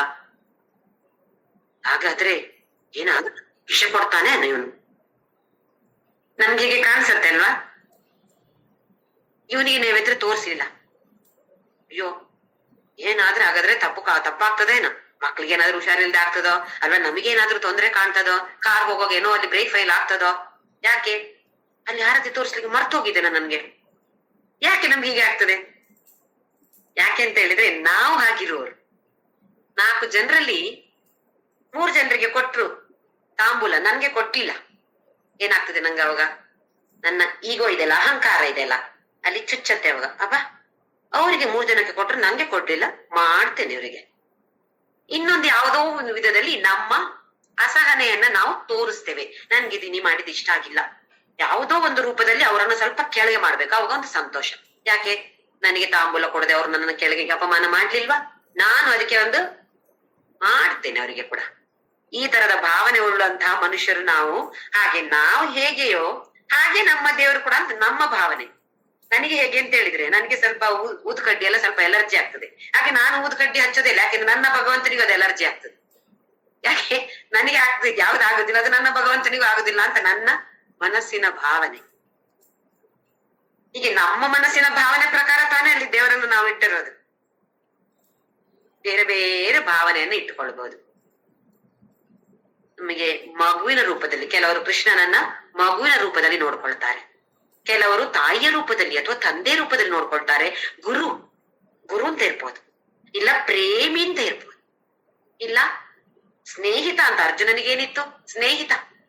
ಕೃಷ್ಣ ಅಂತಿದ್ರೆ ಸ್ನೇಹಿತ ಅಲ್ವಾ. ಹಾಗೆ ನಾನಾ ವಿಧದಲ್ಲಿ ನಾವು ಆರಾಧನೆಯನ್ನ ಮಾಡಬಹುದು. ಇದಕ್ಕೆ ಅಭ್ಯಾಸ ಯೋಗ ಅಂತ ಹೆಸರು. ಹಾಗೆ ಇಲ್ಲಿ ಕೃಷ್ಣ ಏನ್ ಹೇಳ್ತಿದ್ದಾನೆ? ವಿಶ್ವರೂಪ ಈಶ್ವರನ ಉಪಾಸನೆ ಮಾಡ್ಲಿಕ್ಕೆ ಆಗದೇ ಇದ್ರೆ ಎಲ್ಲಿಯೂ ನಂಗೆ ಕಾಣೋದೇ ಇಲ್ಲಪ್ಪ, ಒಂದೇ ಕಡೆ ಕಾಣ್ತದೆ. ಎಲ್ಲಿ? ಆ ಕೃಷ್ಣನ ಫೋಟೋದಲ್ಲಿ ನಂಗೆ ಭಾರಿ ಖುಷಿ ಆಗ್ತದೆ. ನನ್ನ ಹತ್ರ ಒಂದು ಚಂದದ ಫೋಟೋ ಉಂಟು, ಅದು ನೋಡಿದ್ರೆ ಅಷ್ಟು ಖುಷಿ ಆಗ್ತದೆ ನನ್ಗೆ. ಅಥವಾ ಆ ದೇವಸ್ಥಾನಕ್ಕೆ ಹೋದ್ರೆ, ನಮ್ಗೆ ಒಂದು ಕೆಲವು ದೇವಸ್ಥಾನ ಇಷ್ಟ ಅಂತ ಇರ್ತದೆ ನೋಡಿ. ಎಲ್ಲ ದೇವಸ್ಥಾನಗಳು ಒಳ್ಳೇದೆ, ಆದ್ರೆ ಕೆಲವು ದೇವಸ್ಥಾನಕ್ಕೆ ಹೋಗುವಾಗ ಭಾರಿ ಖುಷಿ ಆಗ್ತದೆ, ಅದು ಇಷ್ಟ ನನಗೆ. ಕೆಲವು ಇಟ್ಕೊಂಡಿರ್ತೀವಲ್ಲ ನಾವು, ನಮ್ಮ ಮನಸ್ಸಿನ ಭಾವನೆ ಆಗಿರ್ತದೆ. ಇದಕ್ಕೆ ಹೆಸರು ಅಭ್ಯಾಸ ಯೋಗ. ಹಾಗೆ ಕೃಷ್ಣ ಏನ್ ಹೇಳ್ತಾನೆ? ವಿಶ್ವರೂಪ ಈಶ್ವರ ಮಾಡ್ಲಿಕ್ಕೆ ಆಗೋದಿಲ್ಲ, ಧ್ಯಾನ ಮಾಡ್ಲಿಕ್ಕೆ ಆಗೋದಿಲ್ಲ, ಉಪಾಸನೆ ಮಾಡ್ಲಿಕ್ಕೆ ಆಗೋದಿಲ್ಲ, ಕಾಣೋದೇ ಇಲ್ಲ. ಸರಿ, ಎಲ್ಲೋ ಒಂದು ಕಡೆ ಕಾಣತ್ತಾ? ಸಾಕು, ಅದೇ ಸಾಕು. ಅಭ್ಯಾಸ ಯೋಗೇನ ತತಃ ಮಾಂ ಇಚ್ಛಾ ಅಪ್ತುಂ, ನನ್ನನ್ನು ಪಡೆಯೋದಕ್ಕೆ ಪ್ರಯತ್ನ ಮಾಡು. ಯಾವುದರ ಮೂಲಕ? ಅಭ್ಯಾಸ ಯೋಗದ ಮೂಲಕ ಅಂತ ಹೇಳಿದ್ರೆ ಏಕರೂಪಿ ಈಶ್ವರ ಉಪಾಸನೆಗೆ ಇಲ್ಲಿ ಅಭ್ಯಾಸ ಯೋಗ ಅಂತ ಕೃಷ್ಣ ಕರಿತಿದ್ದಾನೆ. ಅದು ಒಂದು ಯಂತ್ರ, ತಂತ್ರ, ಮಂತ್ರ. ನಮಗೀಗ ನೋಡಿ ನಾಮ ಜಪ, ಓಂ ಶ್ರೀರಾಮ್ ಜಯ ರಾಮ್ ಜಯ ಜಯ ರಾಮ್, ಯಾವ್ರಿಗೆ ಅದಿಷ್ಟ ಇರ್ಬೋದು. ಕೆಲವರಿಗೆ ಬರೇ ರಾಮ ರಾಮ ಇಷ್ಟ ಇರ್ಬೋದು, ಕೆಲವರಿಗೆ ಸಾಯಿರಾಮ್ ಸಾಯಿರಾಮ್ ಸಾಯಿರಾಮ್, ಕೆಲವರು ಓಂ ನಮೋ ಭಗವತೆ ವಾಸುದೇವಾಯ, ಓಂ ನಮ ಶಿವಾಯ ಅಂತ ಹೇಳ್ಬೋದು. ಅದು ಭಾರಿ ಇಷ್ಟ ನನ್ಗೆ ಅಂತ ಹೇಳಿದ್ರೆ ಮನ್ಸಿಗೆ ಭಾರಿ ಖುಷಿ ಆಗ್ತದೆ ಅಂತ ಕೆಲವರಿಗೆ ಇರ್ಬೋದು. ಇನ್ನೊಬ್ರು ಶ್ರೀಚಕ್ರ ಉಪಾಸಕರಿದ್ದಾರೆ. ಶ್ರೀಚಕ್ರ ಅಂದ್ರೆ ಏನು? ಅದು ಒಂದು ಯಂತ್ರ ತಾನೆ. ಆ ದೇವಿಯನ್ನ ಒಂದು ಸಂಕೇತಿಕವಾಗಿ ತೋರಿಸುವಂತಹದ್ದು ಶ್ರೀಚಕ್ರ. ಯಂತ್ರ, ತಂತ್ರ, ಮಂತ್ರ, ಬೇರೆ ಬೇರೆ ತಂತ್ರಗಳನ್ನ ಆರಾಧಿಸುವವರಿದ್ದಾರೆ, ಬೇರೆ ಬೇರೆ ಯಂತ್ರಗಳನ್ನ, ಬೇರೆ ಬೇರೆ ಮಂತ್ರಗಳ ಮೂಲಕ ದೇವರನ್ನ ಆರಾಧನೆ ಮಾಡುವರಿದ್ದಾರೆ. ಇದೆಲ್ಲ ಅಭ್ಯಾಸ ಯೋಗದ ಕೆಳಗಡೆ ಬರ್ತಾ ಇದೆ ಅಂತ ಹೇಳ್ತಿದ್ದಾನೆ ಕೃಷ್ಣ. ಆಮೇಲೆ ಇದು ಮಾಡ್ಲಿಕ್ಕೆ ಆಗುದಿಲ್ಲಪ್ಪ ನಮ್ಗೆ ಕೆಲವು ಸಲ ಇದು ಸಹ ಆಗುದಿಲ್ಲ ನನ್ ಕೈಲಿ ಕೃಷ್ಣ ಅಂತೇಳಿ ಭಾವನೆ, ಹೌದು ಇಷ್ಟ ನನ್ಗೆ, ಆದ್ರೆ ಆ ಭಾವನೆ ಬರ್ತಾ ಇಲ್ಲಲ್ಲ. ಅದ್ರಲ್ಲಿ ಕೃಷ್ಣ ಇದ್ದಾನೆ ಅಂತ ಹೇಳೋ ಭಾವನೆ ಇದೆಯಾ? ನಮಗದೊಂದು ಮೂರ್ತಿ ತಾನೆ. ಕೆಲವರಿಗೆ ಇರ್ಬೋದು, ತಗೊಂಡು ಹೋಗಿ ಬಾಯಿಗೆ ಕೊಡೋ ತರ ಕೂಡ ನೈವೇದ್ಯವನ್ನ ಕೆಲವರು ಸುಮ್ನೆ ಇರ್ತಾರೆ, ಕೆಲವರು ಬಾಯಿವರೆಗೆ ತಗೊಂಡು ಹೋಗ್ತಾರೆ. ಅಂದ್ರೆ ತಿನ್ನಿಸುವ ತರ. ಕೆಲವರಿಗೆ ಇನ್ನೇನು ಕೃಷ್ಣ ಮಗು ರೂಪದಲ್ಲಿದ್ರೆ ಅವನಿಗೆ ನಿದ್ದೆ ಬರ್ತಾ ಇದೆ, ಯಾರಿದ್ರೆ ಕೂಡ ನನ್ನ ಕೃಷ್ಣನಿಗೆ ನಿದ್ದೆ ಬರ್ತಾ ಇದೆ ಅಂತ ಹೇಳಿ ಆ ವಿಗ್ರಹವನ್ನ ತಗೊಂಡೋಗಿ ಒಂದು ಜೋಕಾಲಿಯಲ್ಲಿ ಇಟ್ಟು ಅದಕ್ಕೆ ಹಾಡು, ಲಾಲಿ ಹಾಡು ಎಲ್ಲ ಹಾಡಿ ಮಾಡೋರು ಕೂಡ ಇದ್ದಾರೆ. ಅಂದ್ರೆ ಮಗುವನ್ನ ನಾವು ಹೇಗೆ ಪ್ರೀತಿಸ್ತೇವೋ ಅದೇ ತರ ಆ ಕೃಷ್ಣನ ವಿಗ್ರಹವನ್ನು ಅಂದ್ರೆ ಕೃಷ್ಣನನ್ನು ಪ್ರೇಮಿಸೋರಿದ್ದಾರೆ. ಇದು ಅಭ್ಯಾಸ ಯೋಗ. ಹಾಗೆ ಆದ್ರೂ ಮಾಡು ಧನಂಜಯ ಅಂತ ಕೃಷ್ಣ ಹೇಳ್ತಾನೆ. ಅದರಿಂದಾಗಿ ನನ್ನ ಪ್ರಾಪ್ತಿ ಆಗತ್ತೆ. ಎಲ್ಲ ಕಡೆಯಲ್ಲೂ ನಾನು ಸಿಗ್ತೇನೆ ಅಂತ ಹೇಳಿದ್ರೆ ಇದು ಒಂದು ಗಮನದಲ್ಲಿ ಇಟ್ಕೊಳ್ಬೇಕು. 3ನೆಯ ಮೆಟ್ಟಿಲಿನಿಂದ 5ನೇ ಮೆಟ್ಟಿಲು ದಾಟಿ ಮೋಕ್ಷಕ್ಕೆ ಹೋಗ್ಲಿಕ್ಕೆ ಸಾಧ್ಯ ಇಲ್ಲ. 3ನೇ ಮೆಟ್ಟಿಲಿಂದ 4ನೇ ಮೆಟ್ಟಿಲಿಗೆ ಹೋಗಿ 4ರಿಂದ 5ಕ್ಕೆ ಹೋಗಿ 5ರಿಂದ ಮೇಲೆ ಮೋಕ್ಷ. ಯಾವುದೇ ಒಂದು ಮೆಟ್ಟಿಲನ್ನ ಸ್ಕಿಪ್ ಮಾಡುವಾಗಿಲ್ಲ. ಆದ್ರೆ ಆ 4ನೇ ಮೆಟ್ಟಿಲಿಗೆ ಹೋಗುವಂತಹ ಪ್ರೇರಣೆ ಕೊಡುದು ಆ ಭಗವಂತ. 4ನೇ ಮೆಟ್ಟಿಲಿಂದ 5ನೇ ಮೆಟ್ಟಿಲಿಗೆ ಹೋಗುವಂತೆ ಪ್ರೇರೇಪಿಸುವುದು ಅದು ಕೂಡ ಭಗವಂತನೇ. 1ರಿಂದ 1ಕ್ಕೆ ಮೇಲಕ್ಕೆ ಅವನೇ ಹಿಡಿದು ಎಳ್ಕೊಂಡು ಹೋಗ್ತಾನೆ ನಮ್ಮನ್ನು. ಮುಂದಿನ ಶ್ಲೋಕದಲ್ಲಿ ಏನು ಹೇಳ್ತಾನೆ ನೋಡೋಣ. 10ನೇ ಶ್ಲೋಕ. ಅಭ್ಯಾಸೇಪ್ಯ ಸಮರ್ಥೋಸಿ ಮತ್ಕರ್ಮ ಪರಮೋ ಭವ ಮದರ್ಥಮಪಿ ಕರ್ಮಾಣಿ ಕುರ್ವನ್ ಸಿದ್ಧಿಮವಾಪ್ಸ್ಯಸಿ. ಅಭ್ಯಾಸೇಪಿ ಅಭ್ಯಾಸ ಅಪಿ ಅಸಮರ್ಥೋಸಿ. ಓಹೋ, ಈ ಅಭ್ಯಾಸ ಯೋಗ ಏಕರೂಪಿ ಈಶ್ವರನ ಉಪಾಸನೆ ಇದು ಕೂಡ ಮಾಡ್ಲಿಕ್ಕೆ ಆಗೋದಿಲ್ವಾ ಅರ್ಜುನ? ಪರವಾಗಿಲ್ಲ. ಮತ್ಕರ್ಮ ಪರಮೋ ಭವ ಮದರ್ಥಮಪಿ ಕರ್ಮಾಣಿ. ಮಾಡುವ ಎಲ್ಲ ಕೆಲಸವನ್ನು ನಂಗೋಸ್ಕರ ಮಾಡು. ಇದು ಯಾವ ಮೆಟ್ಲಲ್ಲಿದ್ದೇವೆ ನಾವು?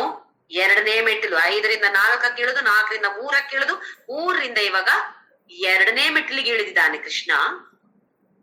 ಏನಿದೆ 2ನೇ ಮೆಟ್ಟಿಲು? ನಿಷ್ಕಾಮ ಕರ್ಮ. ಕರ್ಮಯೋಗದ 2ನೇ ಮೆಟ್ಟಿಲು ನಿಷ್ಕಾಮ ಕರ್ಮ ಅಂತ ಹೇಳಿದ್ರೆ ಪರೋಪಕಾರಾಯ. ನನ್ನ ಆಸೆಯೂ ಸ್ವಲ್ಪ ಇದೆ ಅದರಲ್ಲಿ, ಆದರೆ ಅದಕ್ಕಿಂತ ಹೆಚ್ಚು ಪ್ರಾಮುಖ್ಯತೆ ಬೇರೆಯವರ ಸಂತೋಷಕ್ಕೆ ನಾನು ಕೊಡುವಾಗ ಇದಕ್ಕೆ ಹೆಸರು ನಿಷ್ಕಾಮ ಕರ್ಮ. ಎಲ್ಲ ಕೆಲಸವನ್ನು ನನಗೋಸ್ಕರ ಮತ್ಕರ್ಮ ಪರಮೋಭವ. ಎಲ್ಲ ಕರ್ಮವನ್ನು ಎಲ್ಲ ಕೆಲಸಗಳನ್ನು ನನಗೋಸ್ಕರ ಪರಮ ಯಾರಿದ್ದಾರೋ, ಪರಮ ಅಂತ ಹೇಳಿದ್ರೆ ಭಗವಂತ, ನನಗೋಸ್ಕರ ಮಾಡಿ ಅರ್ಥಮಪಿ ಕರ್ಮಾಣಿ, ನನಗೋಸ್ಕರವೇ ಪ್ರತಿ ಕರ್ಮವನ್ನ ಮಾಡಿದಾಗ ಕೃಷ್ಣ ನಿನ್ನ ಹೆಸರಲ್ಲಿ ಇದನ್ನ ಮಾಡ್ತಾ ಇದ್ದೇನೆ, ಅರ್ಪಣೆ ಮಾಡ್ತಾ ಇದ್ದೇನೆ. ಇನ್ನೊಂದು ಹಿಂದಿನ ಸೆಷನ್ ಅಲ್ಲಿ ನಾವು ನೋಡಿದೇವೆ ಅಂತ ಹೇಳಿ. ಅರ್ಪಣೆ ಅಂತ ಹೇಳಿದ್ರೆ ಏನೋ ಲೋಕಾರ್ಪಣೆ ಮಾಡೋದು ಅಂತ ಅಲ್ಲ. ಕೆಲಸ ಮಾಡಿ ಆಯ್ತು, ಮಾಡುವಾಗ ಯಾವ ಭಾವನೆ ಇದೆ ನನ್ನಲ್ಲಿ? ಯಪ್ಪ, ಕಲಸ ಗುಡಿಸ್ಬೇಕಲ್ಲ, ಮನೆ ಕೆಲಸದವಳು ಬಂದಿಲ್ಲ, ಅವಳಿಗೆ ಒಂದು 100 ಶಾಪ ಹಾಕಿ ಅವಳ ಸಹಸ್ರನಾಮ ಹೇಳಿ ಕಸ ಗುಡಿಸಿದ್ರೆ ಏನಾಗ್ತಾ ಇದೆ? ಆ ತರದ ತರಂಗಗಳನ್ನ ನಾವು ಈ ಬ್ರಹ್ಮಾಂಡಕ್ಕೆ ಅಥವಾ ಈ ಲೋಕಕ್ಕೆ ಕೊಡ್ತಾ ಇದ್ದೇವೆ. ಯಾವುದನ್ನ ಅರ್ಪಿಸ್ತಾ ಇದ್ದೇವೆ ಇಲ್ಲಿ? ನಕಾರಾತ್ಮಕವಾದ ಭಾವನೆಗಳನ್ನ ನಾವು ಲೋಕಾರ್ಪಣೆ ಮಾಡ್ತಾ ಇದ್ದೇವೆ. ಏನಾಗತ್ತೆ? ಆ ನಕಾರಾತ್ಮಕದ ಭಾವನೆಗಳು, ತರಂಗಗಳು ಇಡೀ ಸುತ್ತಿ ಅಲ್ಲಲ್ಲಿ ಎಲ್ಲೆಲ್ಲ ಹೋಗ್ಬೇಕು ಅಲ್ಲೆಲ್ಲ ಸುತ್ತಿ ನಮಗೆ ಪುನಃ ಬರುತ್ತೆ. ಕರ್ಮದ ನಿಯಮಾನುಸಾರವಾಗಿ ಬರುತ್ತೆ, ಸುಮ್ನೆ ಬರೋದಿಲ್ಲ. ನಾವು ಮಾಡಿದ ಕರ್ಮಗಳಿಗೆ ಒಂದು ನಿಯಮ ಇದೆ. ಈಗ ಲಾ ಆಫ್ ಗ್ರಾವಿಟಿ ಅಂತ ಹೇಳ್ತೀವಿ. ಆಪಲ್ ಅನ್ನ ಕೆಳಗಡೆ ಬಿಟ್ಟಾಗ ನ್ಯೂಟನ್ ಕೆಳಗಡೆ ಯಾಕೆ ಈಗ ಕೈಯಿಂದ ಬಿಟ್ರೆ ಯಾಕೆ ಮೇಲಕ್ಕೆ ಹೋಗ್ತಾ ಇಲ್ಲ, ಯಾಕೆ ಕೆಳಗಡೆ ಬರ್ತಾ ಇದೆ ಅಂತ ಆಲೋಚನೆ ಮಾಡಿ ಲಾ ಆಫ್ ಗ್ರಾವಿಟಿ ಅಂತ ಆಯ್ತು. ಆಕರ್ಷಣೆ ಮಾಡತ್ತೆ, ಭೂಮಿ ಆಕರ್ಷಿಸುತ್ತೆ ಅದನ್ನ, ಅದಕ್ಕೆ ಅದು ಕೆಳಗಡೆ ಬರ್ತಾ ಇದೆ ಅಂತ ಹೇಳಿ. ಇದಕ್ಕೊಂದು ಲಾ ಆಫ್ ಗ್ರಾವಿಟಿ ಅಂತ. ಇದನ್ನೆಲ್ಲ ನಾವು ಒಪ್ತೀವಲ್ವಾ? ಯಾಕೆ? ಯಾರೋ ವಿಜ್ಞಾನಿಗಳು ಹೇಳಿರುವಂತದ್ದು, ಹಾಗಾಗಿ ಒಪ್ಲೇಬೇಕು. ನಮ್ಮ ಸನಾತನ ಧರ್ಮ ಕರ್ಮದ ನಿಯಮವನ್ನ ಹೇಳ್ತಾ ಇದೆ. ನಾವು ಹೋಗ್ತೀವ, ಎಲ್ಲಾದ್ರೂ ನಮ್ಗೆ ಕಷ್ಟ ಬಂದಾಗ ನಾನೇನೋ ಈ ತರ ಮಾಡಿರ್ಬೇಕು, ಇದಕ್ಕೋಸ್ಕರ ನಂಗೆ ಕಷ್ಟ ಬರ್ತಾ ಇದೆ ಅಂತ ಹೇಳುವ ಭಾವನೆ ಇದೆಯಾ ನಮ್ಮಲ್ಲಿ? ಅದ ನಿಯಮವನ್ನ ಅರ್ಥ ಮಾಡಿಕೊಂಡು, ಓಹೋ ಇದಕ್ಕೋಸ್ಕರ ನನ್ಗೆ ಒಳ್ಳೇದು ಬರ್ತಾ ಇದೆ, ಇದಕ್ಕಾಗಿ ನನ್ಗೆ ಕೆಟ್ಟದ್ದು ಬರ್ತಾ ಇದೆ. ಕೆಟ್ಟದ್ದು ಅಂದ್ರೆ ಕೆಟ್ಟದಲ್ಲ, ಆ ಸಮಯದಲ್ಲಿ ನಮಗೆ ಆ ಪರಿಸ್ಥಿತಿ ಕೆಟ್ಟದ್ದು ಅಂತ ಅನಿಸಿರ್ಬೋದು. ಯಾವಾಗ ನಾವು ಬಂದದ್ದೆಲ್ಲ ಬರಲಿ, ಗೋವಿಂದನ ದಯವೊಂದಿರಲಿ ಅಂತ ಹೇಳ್ತೀವೋ, ಹೇಳೋದು ಮಾತ್ರ ಅಲ್ಲ, ಅನುಸರಿಸ್ಬೇಕು. ಹಾಗಿದ್ರೆ ಲೋಕಾರ್ಪಣೆ ಮಾಡಿದಂತೆ ಯಾವ ಕರ್ಮ ಮಾಡಿದ್ರು, ಅದು ಕಸ ಗುಡಿಸೋದೇ ಇರ್ಬೋದು, ಅಡಿಗೆ ಮಾಡೋದೇ ಇರ್ಬೋದು, ಅಥವಾ ಡ್ರೆಸ್ ಮಾಡಿಕೊಂಡು ಹೊರಗಡೆ ಹೋಗೋದೇ ಇರ್ಬೋದು, ಯಾವುದೇ ಆದ್ರೂ ಕೂಡ ಅದು ಭಗವಂತನ ಇಚ್ಛೆ ಅಂತ ಗೊತ್ತು, ಭಗವಂತನಿಗೆ ಅರ್ಪಣೆ ಮಾಡಿದ್ದು ಅಂತ ನಾವು ಆಗತ್ತೆ. ಹಾಗಾಗಿ ತುಂಬಾ ಜಾಗರೂಕರಾಗಿರ್ಬೇಕು. ಯಾವ ಕೆಲಸ ಮಾಡಿದಾಗ್ಲೂ ಮನಸ್ಸಿನ ಭಾವನೆಗಳನ್ನ ಅತ್ಯಂತ ಆಲೋಚನೆ ಮಾಡಿ, ಏನ್ ನಡೀತಾ ಇದೆ ನನ್ನ ಮನಸ್ಸಲ್ಲಿ, ಯಾಕೆ ಹೀಗ್ ನಡೀತಾ ಇದೆ ಅಂತ ಹೇಳೋದನ್ನ ಆಲೋಚನೆ ಮಾಡ್ತಾ ಇರ್ಬೇಕು. ಭಗವಂತನಿಗೆ ಅರ್ಪಣೆ ಮಾಡ್ಬೇಕು. ನೋಡಿ, ಒಂದು ಪ್ರಕೃತಿಯನ್ನ ನಾವು ಗಮನಿಸಿದ್ರೆ, ಒಂದು ಮರ ಹೂ ಕೊಡತ್ತೆ, ಹಣ್ಣು ಕೊಡತ್ತೆ, ನೆರಳು ಕೊಡತ್ತೆ. ಯಾರಿಗೆ ಕೊಡತ್ತೆ ಅದು? ಅದಕ್ಕೋಸ್ಕರ ಏನಾದ್ರೂ ಇಟ್ಕೊಳತ್ತ? ಒಂದು ಹಣ್ಣು, ಹಬ್ಬ ಮಾವಿನ ಹಣ್ಣು ನನ್ಗೆ ಇರ್ಲಿ ನನ್ಗೆ ಇರ್ಲಿ ಅಂತ ಯಾವತ್ತಾದ್ರೂ ಮರ ಇಟ್ಕೊಳತ್ತ? ಹೂವ ಇಷ್ಟು ಚೆನ್ನಾಗಿದೆ, ಹೂ ಪರಿಮಳ ಯಾರಿಗೂ ಕೊಡೋದಿಲ್ಲಪ್ಪ, ನಾನು ನನ್ಗೇ ಬೇಕು ಅಂತ ಇಟ್ಕೊಳತ್ತ? ನದಿ ನೀರು ಹರಿಯತ್ತೆ, ಯಾರಿಗೋಸ್ಕರ ಹರಿತಾ ಇದೆ? ಎಷ್ಟೊಂದು ಕಡೆಯಲ್ಲಿ ಎಲ್ಲೆಲ್ಲೋ ಹೋಗಿ ತಿರ್ಗಾಡಿ ಕಲ್ಲು ಮುಳ್ಳುಗಳನ್ನ ದಾಟಿಕೊಂಡು ಹೋಗ್ತಾ ಇದೆ. ಆ ನದಿಯ ನೀರು ಯಾರಿಗೋಸ್ಕರ? ಜನರಿಗೋಸ್ಕರ ತಾನೇ. ಪರೋಪಕಾರಾರ್ಥಾಯ, ಬೇರೆಯವರ ಹಿತಕ್ಕಾಗಿ ಮಾಡ್ತಾ ಇರುವಂತದ್ದು. ಪ್ರಕೃತಿಯನ್ನ ಗಮನಿಸಿದ್ರೆ ನಮಗೆ ಕಲಿತುಕೊಳ್ಳುವಂತದ್ದು ಸಾಕಷ್ಟು ಇದೆ. ನಾವು ಅದು ಮರ ಅಲ್ವಾ, ಹೇಗೆ ಬೇಕಿದ್ರೆ ಅದಕ್ಕೆ ಹೋಗಿ ಹೊಡಿಯೋದು ಎಲ್ಲ ಮಾಡ್ತೇವೆ. ಅದಕ್ಕೂ ಒಂದು ಜೀವ ಇದೆ, ಅದಕ್ಕೂ ಭಾವನೆಗಳಿದೆ ಅಂತ ಹೇಳಿದ್ರು ಕೂಡ ಪ್ರೂವ್ ಆಗಿದೆ. ಅದರ ಭಾವನೆಗಳಿಗೆ ನಾವು ಸ್ಪಂದಿಸಬಾರ್ದೆ? ಸ್ವಲ್ಪವಾದ್ರು. ಮನುಷ್ಯರ ಭಾವನೆಗೆ ಸ್ಪಂದಿಸೋದಿಲ್ಲ, ಇನ್ನು ಗಿಡಗಳ ಭಾವನೆಗೆ ಸ್ಪಂದಿಸ್ತೇವ ನಾವು? ಹಾಗೆ ಪ್ರಕೃತಿಯನ್ನ ಗಮನಿಸಿ ಅದರಿಂದ ಏನೆಲ್ಲ ನಾವು ಕಲಿತುಕೊಳ್ಳಬಹುದು ಅದನ್ನೆಲ್ಲ ಕಲಿತುಕೊಳ್ಳುವ ಪ್ರಯತ್ನವನ್ನ ಮಾಡಬೇಕು. ಎಲ್ಲೋ ಆ ಕಡೆ ಈ ಕಡೆ ಹೋದಾಗ ಗಮನವಿಟ್ಟು ನೋಡ್ಬೇಕು, ಏನ್ ನಡೀತಾ ಇದೆ, ಯಾಕೆ ಹೀಗಾಗ್ತಾ ಇದೆ, ಆದ್ರೆ ನಾನ್ ಯಾಕೆ ಹೀಗಿದ್ದೇನೆ. ಒಂದ್ಸಲ ಒಬ್ಬ ರಾಜ ವಿಹಾರಾರ್ಥವಾಗಿ ಹೋಗಿದ್ದಾಗ ಹೀಗೆ ಬೇರೆ ಬೇರೆ ಜಾಗಕ್ಕೆಲ್ಲ ಹೋಗ್ತಿದ್ರಲ್ಲ ಮೊದಲಿನ ಕಾಲದಲ್ಲೆಲ್ಲ, ಒಂದು ಕಾಡಲ್ಲಿದ್ದ. ಅಲ್ಲಿ ಸಡನ್ ಆಗಿ ಅವನ ಮೇಲೆ ಒಂದು ಕಲ್ಲು ಬಂದು ಬಿತ್ತಂತೆ. ಕೂಡ್ಲೆ ಅವನ ಸೈನಿಕ ರಕ್ತ ಬಂತು, ರಾಜನ ಹಣೆಯಿಂದ ರಕ್ತ ಬಂತು. ಕೂಡ್ಲೆ ಸೈನಿಕರು ಆ ಕಡೆ ಈ ಕಡೆ ಓಡಿದ್ರು, ಹುಡುಕಾಡ್ಬೇಕಲ್ಲ ಯಾರು ಎಲ್ಲಿ ಕಲ್ಲು ಬಿಸಾಕಿದ್ದು, ಯಾರಿದು ಅಂತೇಳಿ. ನೋಡಿದ್ರೆ ಅಲ್ಲೊಬ್ಬ ವ್ಯಕ್ತಿ ಮಾವಿನ ಮರಕ್ಕೆ ಕಲ್ಲು ಹೊಡೆದಿದ್ದು. ಯಾಕೆ? ಅದ್ರಲ್ಲಿ ಮಾವಿನ ಹಣ್ಣಿತ್ತು, ಎತ್ತರದಲ್ಲಿತ್ತು. ಅದಕ್ಕೆ ಕಲ್ಲು ಹೊಡೆದಿದ್ದು. ಅದು ದೂರದಿಂದ ಸಾಯಿ ಅಂತ ಬಂದು ಬಿದ್ದಿದ್ದು ರಾಜನ ತಲೆ ಮೇಲೆ. ಇವನಿಗೆ ಗೊತ್ತಿಲ್ಲ ಆ ದೂರದಲ್ಲಿ ರಾಜ ಕೂತಿದ್ದಾನಂತ ಈ ವ್ಯಕ್ತಿಗೆ ಗೊತ್ತಿಲ್ಲ. ಗೊತ್ತಿದ್ದು ಮಾಡಿದ್ದಲ್ಲ, ಹಣ್ಣಿಗೋಸ್ಕರ ಮಾಡಿರುವಂತ. ಸೈನಿಕರು ಅವನ್ನ ಕೈ ಕಟ್ಟಿ ಹಿಡ್ಕೊಂಡು ಬಂದ್ರು, ರಾಜನ ಮುಂದೆ ನಿಲ್ಸಿದ್ರಂತೆ. ಇವನಿಗೆ ಶಿಕ್ಷೆ ಆಗ್ಬೇಕಲ್ಲ, ರಾಜನಿಗೆ ಏಟು ಕೊಟ್ಟಿದ್ದಾನೆ ಅಂದ್ರೆ ಏಟು ಬಿದ್ದಿದೆ, ರಾಜನಿಗೆ ರಕ್ತ ಬರ್ತಾ ಇದೆ, ಸುರಿತಾ ಇದೆ ಅಂತ ಹೇಳಿದ್ರೆ ಯಾವ ತರದ ಶಿಕ್ಷೆ ಕೊಡ್ಬೇಕಪ್ಪ ಈ ವ್ಯಕ್ತಿಗೆ ಅಂತ ರಾಜ ಕೇಳದಂತೆ. ಯಾಕೆ ನೀ ಕಲ್ಲು ಹೊಡೆದೆ ನನ್ನ ಹಣೆಗೆ? ಅವನಿಗೇನು ಗೊತ್ತಾಗಿಲ್ಲ. ಮಹಾರಾಜ, ನಾನ್ ನಿಮ್ಮ ಹಣೆಗೆ ಅಂತ ಕಲ್ಲು ಹೊಡ್ತಿಲ್ಲ ಮಹಾರಾಜ ಅಂತ ಹೇಳದಂತೆ. ಮತ್ತೆ ಯಾತಕ್ಕಾಗಿ ಹೊಡೆದೆ ನೀನು? ನಾನಲ್ಲಿ ನನ್ಗೆ ತುಂಬಾ ಹಸಿವಾಗ್ತಾ ಇತ್ತು, ಅಲ್ಲಿ ಮರದಲ್ಲಿ ಮಾವಿನ ಹಣ್ಣು ಕಾಣಿಸ್ತು, ಅದಕ್ಕೆ ಹೊಡೆದಿದ್ದು.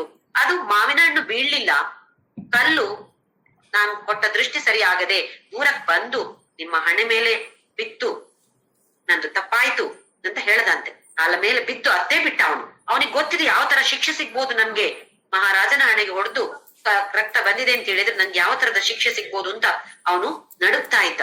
ಹಾಗೆ ಕಾಲಿಗೆ ಬಿದ್ದು ತಪ್ಪಾಯ್ತು ಅಂತ ಹೇಳ್ದ. ಆಗ ಮಹಾರಾಜ ಅಲ್ಲಿ ಹತ್ತಿರ ಮಂತ್ರಿಯನ್ನ ಕರೆದು ಇವನಿಗೆ ಒಂದು ಚಿನ್ನದ ಸರ ಬಹುಮಾನವಾಗಿ ಕೊಡಿ ಅಂತ ಹೇಳ್ದಂತೆ.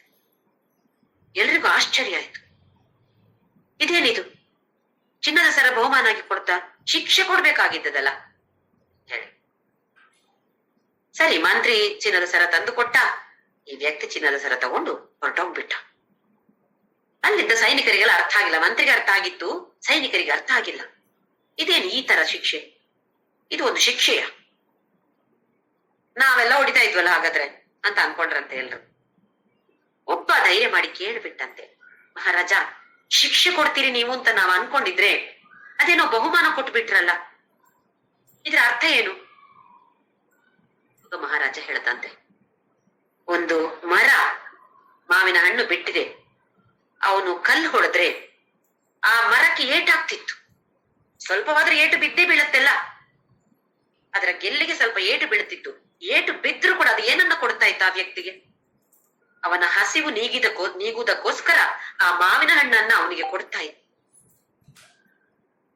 ತನಗೆ ಪೆಟ್ಟ ಆದ್ರೂ ಕೂಡ ಮಾವಿನ ಹಣ್ಣನ್ನ ಅವನಿಗೆ ಬಹುಮಾನವಾಗಿ ಕೊಡ್ತಾ ಇತ್ತು. ನಾನು ರಾಜನಾಗಿ ನಾನೇನ್ ಮಾಡ್ಬೇಕು?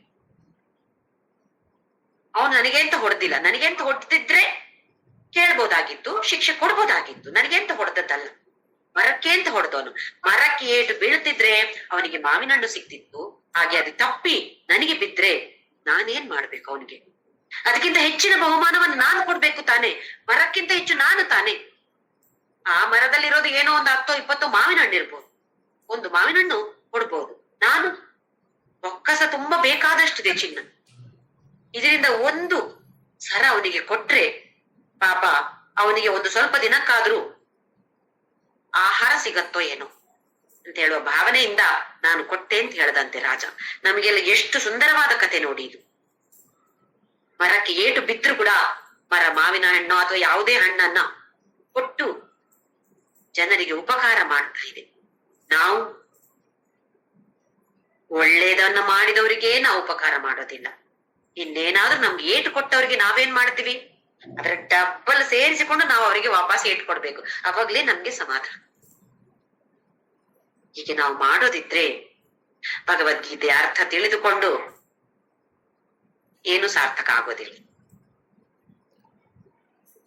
ಪ್ರಕೃತಿಯನ್ನ ಗಮನಿಸ್ಬೇಕು, ಗಮನಿಸಿ ಅದರಿಂದ ನಾವೇನೆಲ್ಲ ಕಲಿತುಕೊಳ್ಬಹುದೋ ಅದನ್ನು ಕಲಿತುಕೊಳ್ಬೇಕು, ಮನಸ್ಸಿನಲ್ಲಿ ಇಟ್ಟುಕೊಳ್ಬೇಕು, ಅದರಂತೆ ಆಚರಣೆಗೆ ತಗೊಂಡು ಬರ್ಬೇಕು. ಇದು ತುಂಬಾ ಮುಖ್ಯವಾದದ್ದು.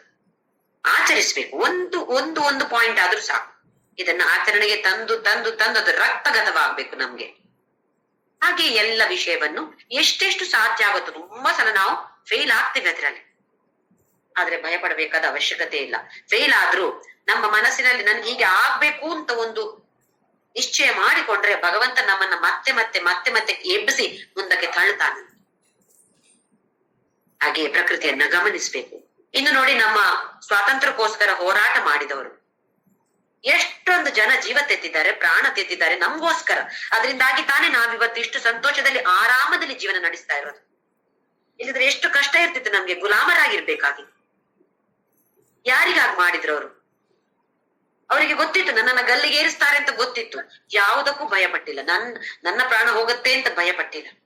ನನ್ನ ದೇಶಕ್ಕಾಗಿ ನಾನು ಹೋರಾಟ ಮಾಡ್ತೇನೆ ಅಂತ ಹೇಳಿ ಎಷ್ಟೊಂದು ಜನ ಸಾವನ್ನಪ್ಪಿದ್ದಾರೆ ನಮ್ಗೆ ಗೊತ್ತಿದೆ. ಲೆಕ್ಕವಿಲ್ಲದಷ್ಟು ಜನ ಸಾವನ್ನಪ್ಪಿದ್ದಾರೆ. ಅದರಲ್ಲಿ ಒಂದು ಕೆಲವರ ಹೆಸರು ಮಾತ್ರ ಮೇಲೆ ಬಂದಿರ್ಬೋದು, ಎಷ್ಟೋ ಜನ ಹೆಸರೇ ಗೊತ್ತಿಲ್ಲ ಅವ್ರದ್ದೆಲ್ಲ. ಇವರಿಗೆಲ್ಲ ಯಾವ ತರದ ನಮಸ್ಕಾರವನ್ನ ನಾವು ಹಾಕ್ಬೋದು? ಒಂದೇ ಒಂದು ರೀತಿಯಲ್ಲಿ ಅವರ ಭಾವನೆ ಏನಿತ್ತು ಅದನ್ನ ಅರ್ಥ ಮಾಡಿಕೊಂಡು ಇವತ್ತು ಪ್ರಾಣ ಕೊಡ್ಬೇಕಾದ ಅವಶ್ಯಕತೆ ಇಲ್ಲ. ಆದ್ರೆ ಅದರಂತೆ ಬೇರೆ ಏನೋ, ಸರಿ ನನ್ಗೆ ಇದರಿಂದ ಕಷ್ಟ ಆಗತ್ತೆ ಆದ್ರೂ ಪರವಾಗಿಲ್ಲ, ಅವರಿಗೆ ಸ್ವಲ್ಪ ಉಪಕಾರ ಆಗುತ್ತೆ ಅಂತ ಆದ್ರೆ ನನ್ನ ಕಷ್ಟ ಪರವಾಗಿಲ್ಲ ಅಂತ ಹೇಳುವ ಭಾವನೆಯನ್ನ ಬೆಳೆಸಿಕೊಳ್ಳುವ ಪ್ರಯತ್ನವನ್ನು ನಾವು ಖಂಡಿತ ಎಲ್ರು ಮಾಡ್ಬೋದು. ಅದನ್ನೇ ಕೃಷ್ಣ ಇಲ್ಲಿ ಹೇಳ್ತಾ ಇರೋದು, ನನಗೋಸ್ಕರ. ಇದರಲ್ಲಿ ಬೇರೆಯವರು ಅಂತ ಹೇಳಿದ್ರೆ ನಮ್ಗೆ ಆ ಮನುಷ್ಯ ಈ ಮನುಷ್ಯ ಅಂತ ಬೇಡ.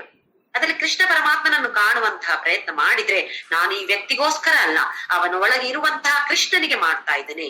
ನನಗೆ ಕೃಷ್ಣ ಅಂದ್ರೆ ಇಷ್ಟ, ನನ್ನ ಪರಮಾತ್ಮನಿಗೋಸ್ಕರ ನಾನು ಮಾಡ್ತಾ ಇದ್ದೇನೆ ಅಂತ ಹೇಳುವ ಭಾವನೆಯನ್ನ ನಾವು ತಂದುಕೊಂಡ್ರೆ ಎರಡನೇ ಮೆಟ್ಟಲು ಹತ್ತಿದ ಸರ್ಟಿಫಿಕೇಟ್ ನಮಗೆ.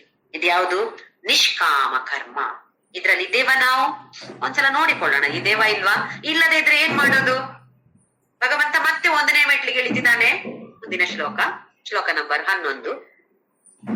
ಅಥೈತದಪ್ಯಶಕ್ತೋಸಿ ಕರ್ತುಂ ಮದ್ಯೋಗಮಾಶ್ರಿತಃ ಸರ್ವಕರ್ಮ ಫಲತ್ಯಾಗಂ ತತಃ ಕುರುಯತಾತ್ಮವಾನ್.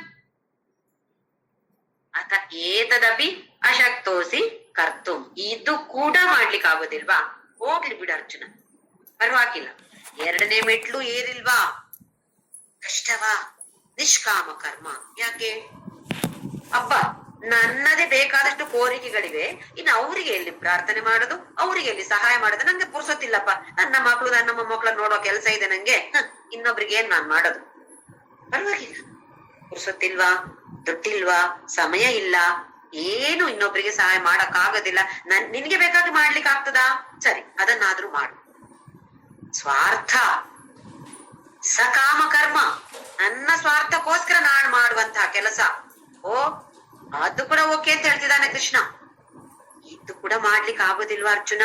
ಪರವಾಗಿಲ್ಲ. ಕರ್ತು ಮಧ್ಯೋಗಮಾಶ್ರಿತಕ, ನನ್ನನ್ನೇ ಯೋಗಮಾಶ್ರಿತನಾಗಿ, ನನ್ನನ್ನೇ ಆಶ್ರಿತನಾಗಿ ನಿಂಗೆ ಮಾಡ್ಲಿಕ್ಕೆ ಆಗೋದಿಲ್ವಾ? ಹೋಗ್ಲಿ ಬಿಡು, ಪರವಾಗಿಲ್ಲ.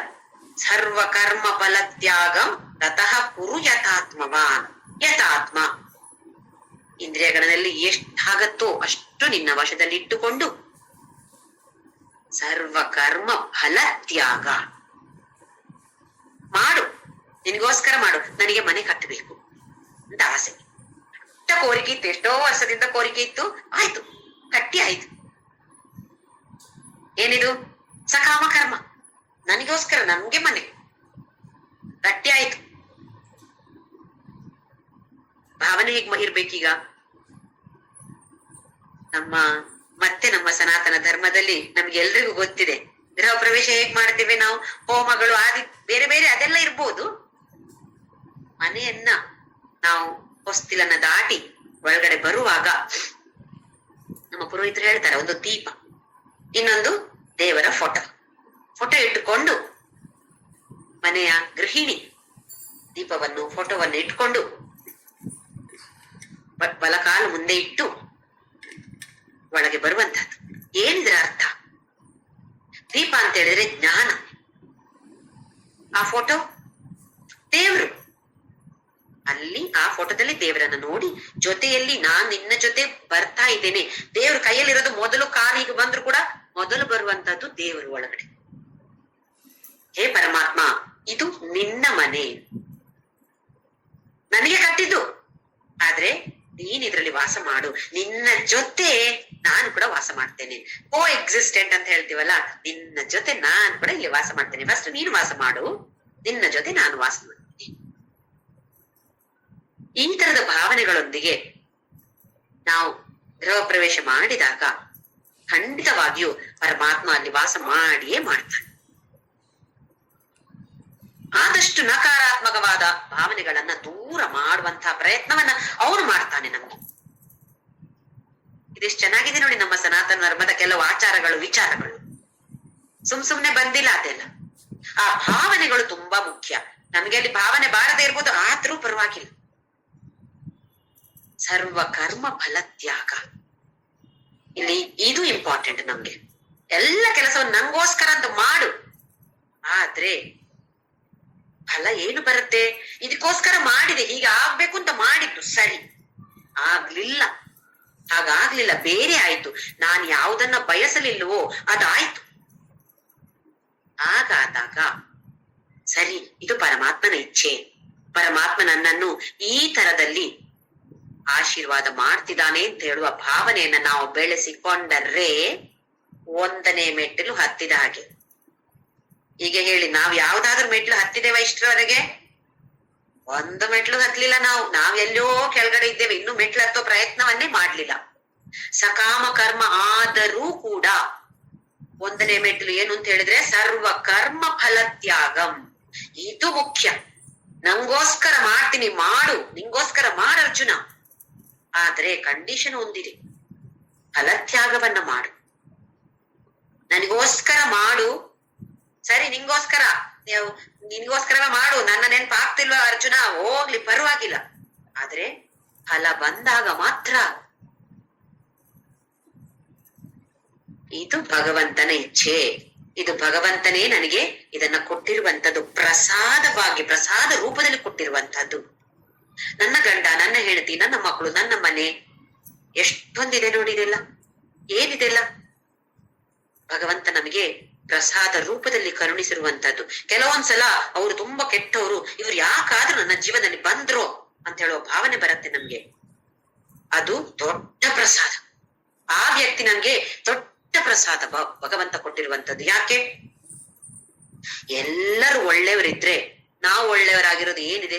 ಏನು ದೊಡ್ಡ ವಿಶೇಷ ಸಂಗತಿ ಏನಲ್ಲ. ನಮ್ಮನ್ನು ಯಾರು ಬೈತಾರೋ, ಯಾರು ದೂಷಿಸ್ತಾರೋ, ಯಾರು ನಮ್ಮನ್ನ ನಿಂದಿಸ್ತಾರೋ, ಯಾರು ನಮ್ಗೆ ಅಪಮಾನ ಮಾಡ್ತಾರೋ ಅಂತವರನ್ನ ನಾವು ಪ್ರೀತಿ ಮಾಡ್ಲಿಕ್ಕೆ ಸಾಧ್ಯ ಅಂತ ಇದ್ರೆ, ಸಾಧ್ಯ ಆದ್ರೆ ಅದು ವಿಶೇಷ. ಇದು ನಮ್ಗೆ ಬ್ಯಾರೋಮೀಟರ್ ಅಂತ ಹೇಳ್ತಾರೆ ನೋಡಿ, ಚೆಕ್ ಮಾಡೋದು ಪ್ರತಿ ಸಲ. ಒಳ್ಳೆಯವರ ಜೊತೆ ಒಳ್ಳೆಯವರಾಗಿರೋದು ಯಾವ ವಿಶೇಷವೂ ಅಲ್ಲ. ನಮ್ಮನ್ನ ಅಪಮಾನ ಯಾರು ಮಾಡ್ತಾರೋ ಅವರನ್ನು ಕೂಡ ನಾವು ಪ್ರೀತಿ ಮಾಡೋರು ಅಂತ ಆದ್ರೆ ಅವಾಗ ನಾವು ಒಳ್ಳೆಯವರು ಅಂತ ಹೇಳಬಹುದು ಅಲ್ವೇ? ಹಾಗೆ ಎಲ್ಲ ಬಂದಿರುವುದು ಪರಿಸ್ಥಿತಿ ಕೂಡ ಪರಮಾತ್ಮನೇ ನನಗೆ ಪ್ರಸಾದ ಮಾಡಿರುವಂತಹದ್ದು. ಹೇಗೆ ನಾವು ಒಂದು ದೇವಸ್ಥಾನಕ್ಕೆ ಹೋದ್ರೆ ಲಡ್ಡು ಪುಳಿಯೋಗರೆ ಕೊಟ್ರೆ ಆ ಹಬ್ಬ ಎಷ್ಟು ಚೆನ್ನಾಗಿದೆ ಚೆನ್ನಾಗಿದೆ ಚೆನ್ನಾಗಿದೆ ಅಂತ ತಿಂತೀವೋ, ಸ್ವೀಕಾರ ಮಾಡ್ತೀವೋ, ಅದೇ ತರ ಜೀವನದಲ್ಲಿ ಬರುವ ಪ್ರತಿಯೊಂದು ವಸ್ತು, ಪ್ರತಿಯೊಂದು ಪರಿಸ್ಥಿತಿ, ಪ್ರತಿಯೊಬ್ಬ ವ್ಯಕ್ತಿಯನ್ನು ಕೂಡ ಸ್ವೀಕಾರ ಮಾಡುವಂತವರಾಗ್ಬೇಕು ನಾವು. ಈಗ ಸರ್ವ ಕರ್ಮ ಫಲತ್ಯಾಗ. ಈಗ ಬೇರೆಯವರ ಬಗ್ಗೆ ಆಲೋಚನೆ ಮಾಡೋದು ಬೇಡ. ಅವರು ಒಂದೇ ಮೆಟ್ಲು ಕೂಡ ಏರ್ಲಿಲ್ಲ ನೋಡಿ. ನಮ್ಗೆ ಇದೇ ಕತೆ ಯಾವತ್ತು ಕೂಡ. ನಮ್ಮ ಬಗ್ಗೆ ನಮ್ಗೆ ಆಲೋಚನೆ ಇಲ್ಲ, ಬೇರೆಯವ್ರ ಬಗ್ಗೆ. ಅವರು ಏನು ಫಲತ್ಯಾಗ ಏನು ಇಲ್ಲ, ಅವರು ಒಂದೇ ಮೆಟ್ಲು ಏರ್ಲಿಲ್ಲ. ನಾವೆಲ್ಲಿದ್ದೇವೆ? ನಮಗೆ ಮುಖ್ಯ ಇಲ್ಲಿ ನಾವೆಲ್ಲಿದ್ದೇವೆ, ಇನ್ನೊಬ್ರೆಲ್ಲಿದ್ದೇವೆ ನಮ್ಗೆ ಅನಗತ್ಯ. ಅವ್ರು ಎಲ್ಲಿ ಬೇಕಾದಿರ್ಲಿ, ಅವರ ಕರ್ಮದ ಪ್ರಕಾರ ಅವರ ಜೀವನ ನಡೀತಾ ಇರತ್ತೆ. ನಾನು ಎಲ್ಲಿದ್ದೇನೆ ಇದನ್ನ ನಾವು ಗಮನಿಸ್ಬೇಕಾಗಿರುವಂತಹದ್ದು, ವಿಚಾರ ಮಾಡ್ಬೇಕಾಗಿರುವಂತಹದ್ದು. ಒಂದನೇ ಮೆಟ್ಟಲು ನಾನು ಏರಿದ್ದೇನೆ ಅಂತ ಆದ್ರೆ ಸರಿ, ಸಕಾಮ ಕರ್ಮ ಮಾಡ್ತಾ ಇದ್ದೇನೆ, ಆದ್ರೆ ಫಲತ್ಯಾಗ ಮಾಡಿದೇನೋ ಇಲ್ವೋ? ಇದು ಪ್ರತಿಯೊಂದು ವ್ಯಕ್ತಿ ಕೂಡ, ಭಗವದ್ಗೀತೆ ಅರ್ಥ ತಿಳಿದುಕೊಂಡಂತಹ ಪ್ರತಿಯೊಂದು ಸಾಧಕ ಕೂಡ ಪ್ರಶ್ನೆ ಮಾಡ್ಲೇಬೇಕಾದಂಥದ್ದು. ಉತ್ತರ ಅವರವರಿಗೆ ಬರ್ತಾ ಇರತ್ತೆ. ಅದಕ್ಕೆ ಹೇಗೆ ನಾವು ಇನ್ನೂ ಇಂಪ್ರೂವ್ ಆಗ್ಬೇಕು, ಅದಕ್ಕೆ ಕೂಡ ಭಗವಂತ ನಮ್ಮನ್ನ ತಳ್ಳುತ್ತಾ ಇರ್ತಾನೆ. ಆಸೆ ಬೇಕು, ನಾನು ಏರ್ಬೇಕು, ಮೆಟ್ಲು ಏರ್ಬೇಕು ಅಂತ ಹೇಳುವ ಆಸೆ ಇರ್ಬೇಕು. ಹೋದ್ರೆ ಹೋಗ್ಲಿ, ಎಲ್ಲಿ ಬೇಕಾದ್ರಿದ್ರೆ ನಂಗೇನ್, ಇವಾಗ ನಾನು ಜೀವನದಲ್ಲಿ ಒಳ್ಳೆ ಚಂದದಲ್ಲಿ ಬದುಕ್ತೇನೆ ಅಂತ ಇರೋರಿಗೆ ಬೇಡ ಇದೆಲ್ಲ ಅಗತ್ಯ. ಎಷ್ಟು ಚೆನ್ನಾಗಿ ಬದುಕಕ್ಕಾಗತ್ತೋ ಅಷ್ಟು ಚೆನ್ನಾಗಿ ಬದುಕಬಹುದು. ಆದ್ರೆ ಅದು ಕ್ಷಣಿಕ ಅಂತ ಹೇಳುವ ಭಾವನೆ ಗೊತ್ತಾದ ಮೇಲೆ ಯಾವುದು ಶಾಶ್ವತವಾದ ಆನಂದ ಇದೆಯೋ ಅದನ್ನ ಪಡೆದುಕೊಳ್ಳುವಂತಹ ಆಸೆ ಇದ್ದವರಿಗೆ ಖಂಡಿತವಾಗಿಯೂ ಮೇಲೆ ಮೇಲೆ ಏರುವಂತಹ ಆಸೆ ಉಂಟಾಗತ್ತೆ. ಮುಂದಿನ ಶ್ಲೋಕದಲ್ಲಿ ಏನ್ ಹೇಳ್ತಾನೆ ನೋಡೋಣ. ಈಗ 5 ಮೆಟ್ಟಿಲುಗಳ ಬಗ್ಗೆ ಭಗವಂತ ವಿಚಾರ ಮಾಡಿ ಆಯ್ತು. 5ನೆಯ ಮೆಟ್ಟಿಲು ನಿರ್ಗುಣ ಬ್ರಹ್ಮ ಉಪಾಸನ, 4ನೆಯ ಮೆಟ್ಟಿಲು ಸಗುಣ ಉಪಾಸನ ಆದ್ರೆ ವಿಶ್ವರೂಪ ಈಶ್ವರ ಉಪಾಸನ. ಆಮೇಲೆ 3ನೆಯ ಮೆಟ್ಟಿಲು ಸಗುಣ ಉಪಾಸನ ಏಕರೂಪಿ ಈಶ್ವರ ಉಪಾಸನ. 2ನೆಯ ಮೆಟ್ಟಿಲು ನಿಷ್ಕಾಮ ಕರ್ಮ, ಪರೋಪಕಾರ ಅರ್ಥಾಯ ಪರಹಿತಾರ್ಥಾಯ ನಿಷ್ಕಾಮ ಕರ್ಮ. 1ನೆಯ ಮೆಟ್ಟಿಲು ಸಕಾಮ ಕರ್ಮ, ನನಗೋಸ್ಕರ ಮಾಡುವಂತಹದ್ದು, ಸ್ವಾರ್ಥಕ್ಕೋಸ್ಕರ ಮಾಡುವಂತಹದ್ದು. ಕಂಡೀಷನ್ ಏನಿದೆ? ಸರ್ವಕರ್ಮ ಫಲತ್ಯಾಗ. ಇದು 1ನೇ ಮೆಟ್ಟಿಲು. ಮುಂದಿನ ಶ್ಲೋಕದಲ್ಲಿ ಭಗವಂತ ಏನ್ ಹೇಳ್ತಾನೋ ನೋಡೋಣ. ಶ್ಲೋಕ ನಂಬರ್ 12.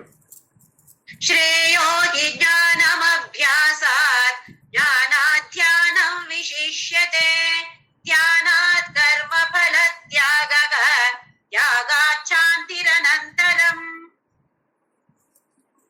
ಶ್ರೇಯಃ ಜ್ಞಾನಂ ಅಭ್ಯಾಸಾತ್. ಅಭ್ಯಾಸಕ್ಕಿಂತ ಜ್ಞಾನ ಒಳ್ಳೆಯದು ಹೇಳ್ತಾನೆ. ಇಲ್ಲಿ ಅಭ್ಯಾಸ ಅಂತ ಹೇಳಿದ್ರೆ ಧ್ಯಾನ ಮಾಡುವಂಥದ್ದು.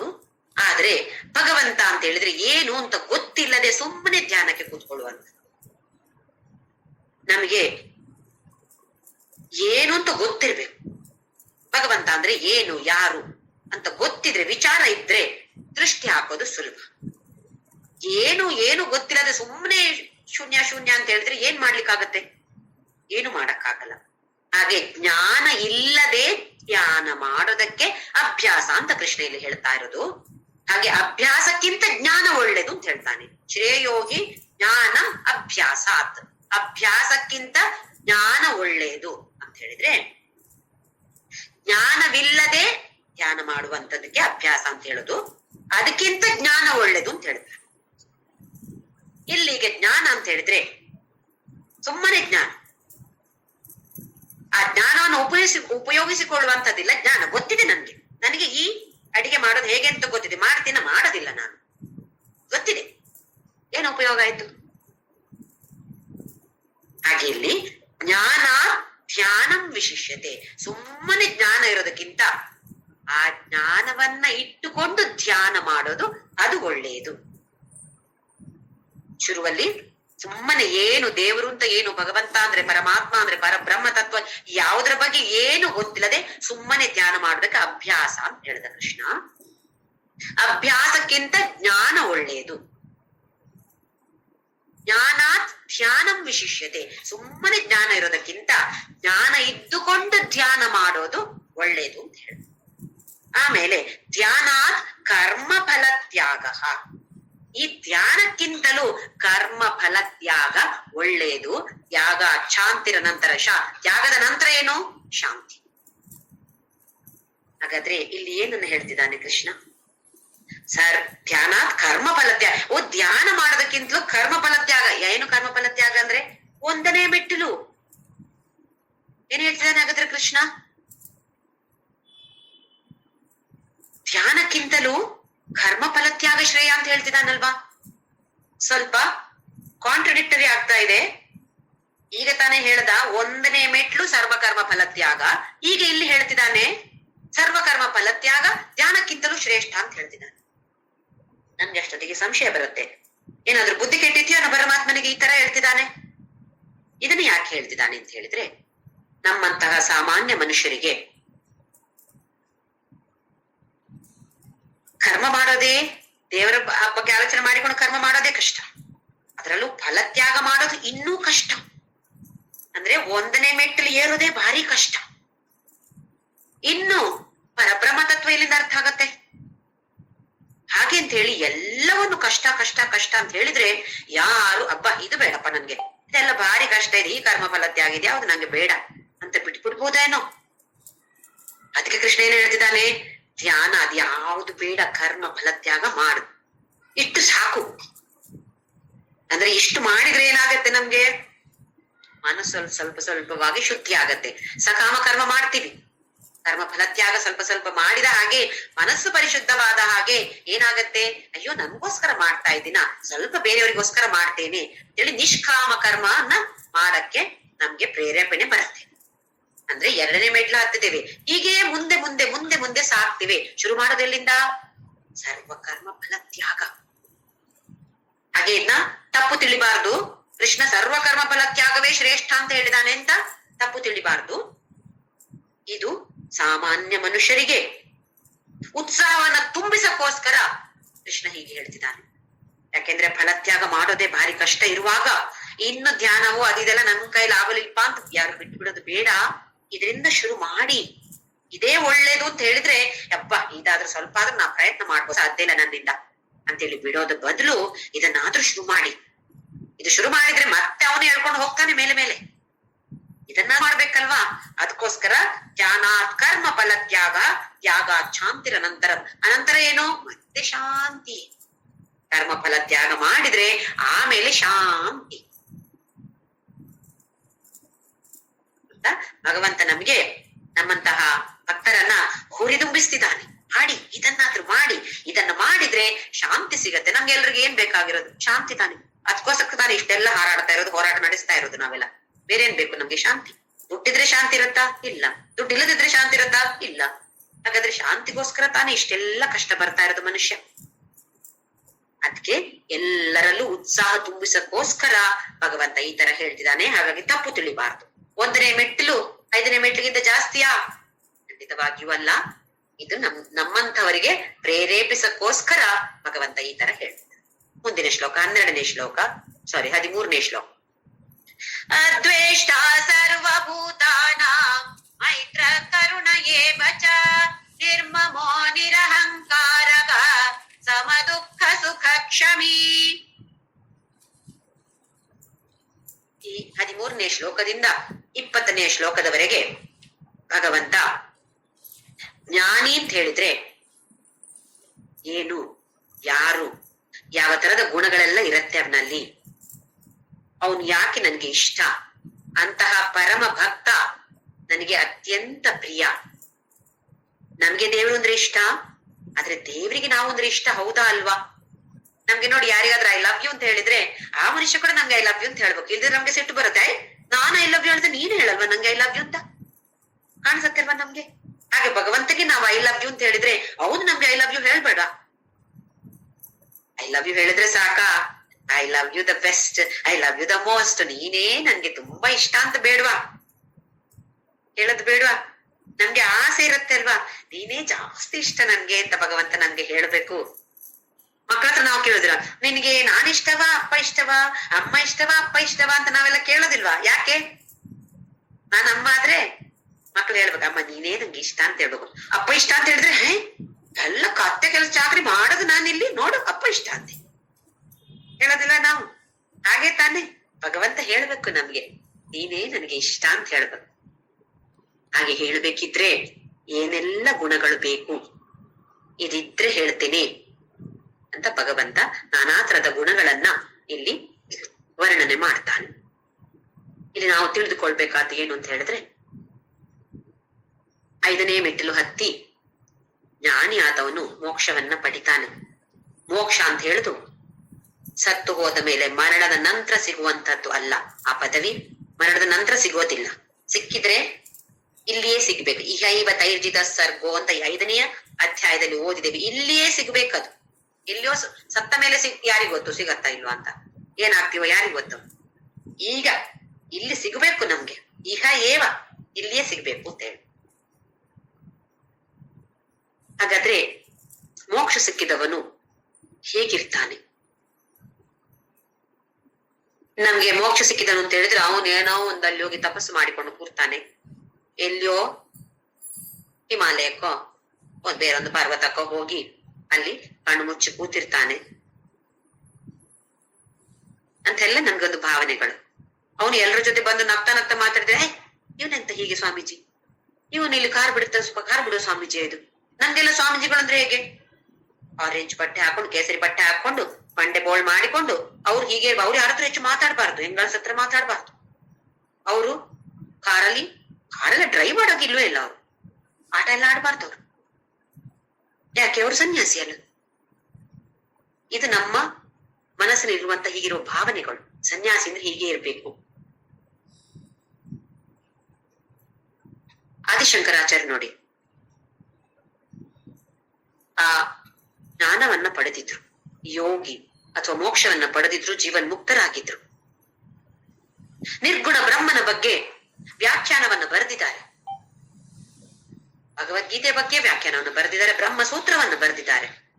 ಹಾಗೆಯೇ ದೇವಿಯನ್ನ ಆರಾಧಿಸಿ ವರ್ಣನೆ ಮಾಡಿದರೆ ಅತ್ಯಂತ ಸುಂದರವಾಗಿ. ಹೆಸರೇ ಸೌಂದರ್ಯ ಲಹರಿ. 100 ಶ್ಲೋಕಗಳಲ್ಲಿ ಅತ್ಯಂತ ಅದ್ಭುತವಾಗಿ ವರ್ಣನೆಯನ್ನು ಮಾಡಿದ್ದಾರೆ ಆದಿಶಂಕರಾಚಾರ್ಯರು. ಇದು ಏನು? ಏಕರೂಪಿ ವರ್ಣನೆ ಅಲ್ವಾ? ಏಕರೂಪಿ ಈಶ್ವರ ಆರಾಧನೆ ಅಲ್ವಾ? ದೇವಿಯ ಸೌಂದರ್ಯ ಲಹರಿ ಅಂದ್ರೆ ಏನು? ಏಕರೂಪಿ ಆಗ್ಲಿಲ್ವೇ? ಅಥವಾ ವಿಶ್ವರೂಪಿ ಆಗ್ಲಿಲ್ವೇ? ನಿರ್ಗುಣ ಬ್ರಹ್ಮ ಎಲ್ಲಿ ಬಂತು? ಆ ತರದ ಜ್ಞಾನ ಇದ್ದಂತಹ ಯೋಗಿ 1ನೇ ಮೆಟ್ಲಲ್ಲೂ ಮಾಡ್ಬೋದು. 1ನೇ ಮೆಟ್ಲಲ್ಲಿ ಏನ್ ಮಾಡ್ಬೋದು ಅದನ್ನು ಮಾಡ್ಬೋದು, 2ನೇಯನ್ನು ಮಾಡ್ಬೋದು, 3ನೇ ಮೆಟ್ಲಲ್ಲಿ ಏನ್ ಮಾಡ್ತೀವೋ ಅದನ್ನು ಮಾಡ್ಬೋದು. ಯೋಗಿ ಮನೆಯಲ್ಲಿ ಕೂತ್ಕೊಂಡು 1 ಗಂಟೆ ಅರ್ಚನೆ, ಅಭಿಷೇಕ ಎಲ್ಲ ಮಾಡ್ಬೋದು. ಯಾವ ಮೆಟ್ಲಿದ್ದು ಮಾಡಬಾರ್ದು ಅಂತ ಏನೂ ಇಲ್ಲ. ಅಥವಾ ಪ್ರೀತಿಯಿಂದ ಸಗುಣ ಉಪಾಸನೆ ಕೂಡ ಮಾಡ್ಬೋದು. ಹಾಗಾಗಿ ನಮ್ಗೆ ಸಂಶಯ ಬರೋದೇನು ಅಂತ ಹೇಳಿದ್ರೆ, 2 ಒಟ್ಟಿಗೆ ಮಾಡಬಾರ್ದಲ್ಲ.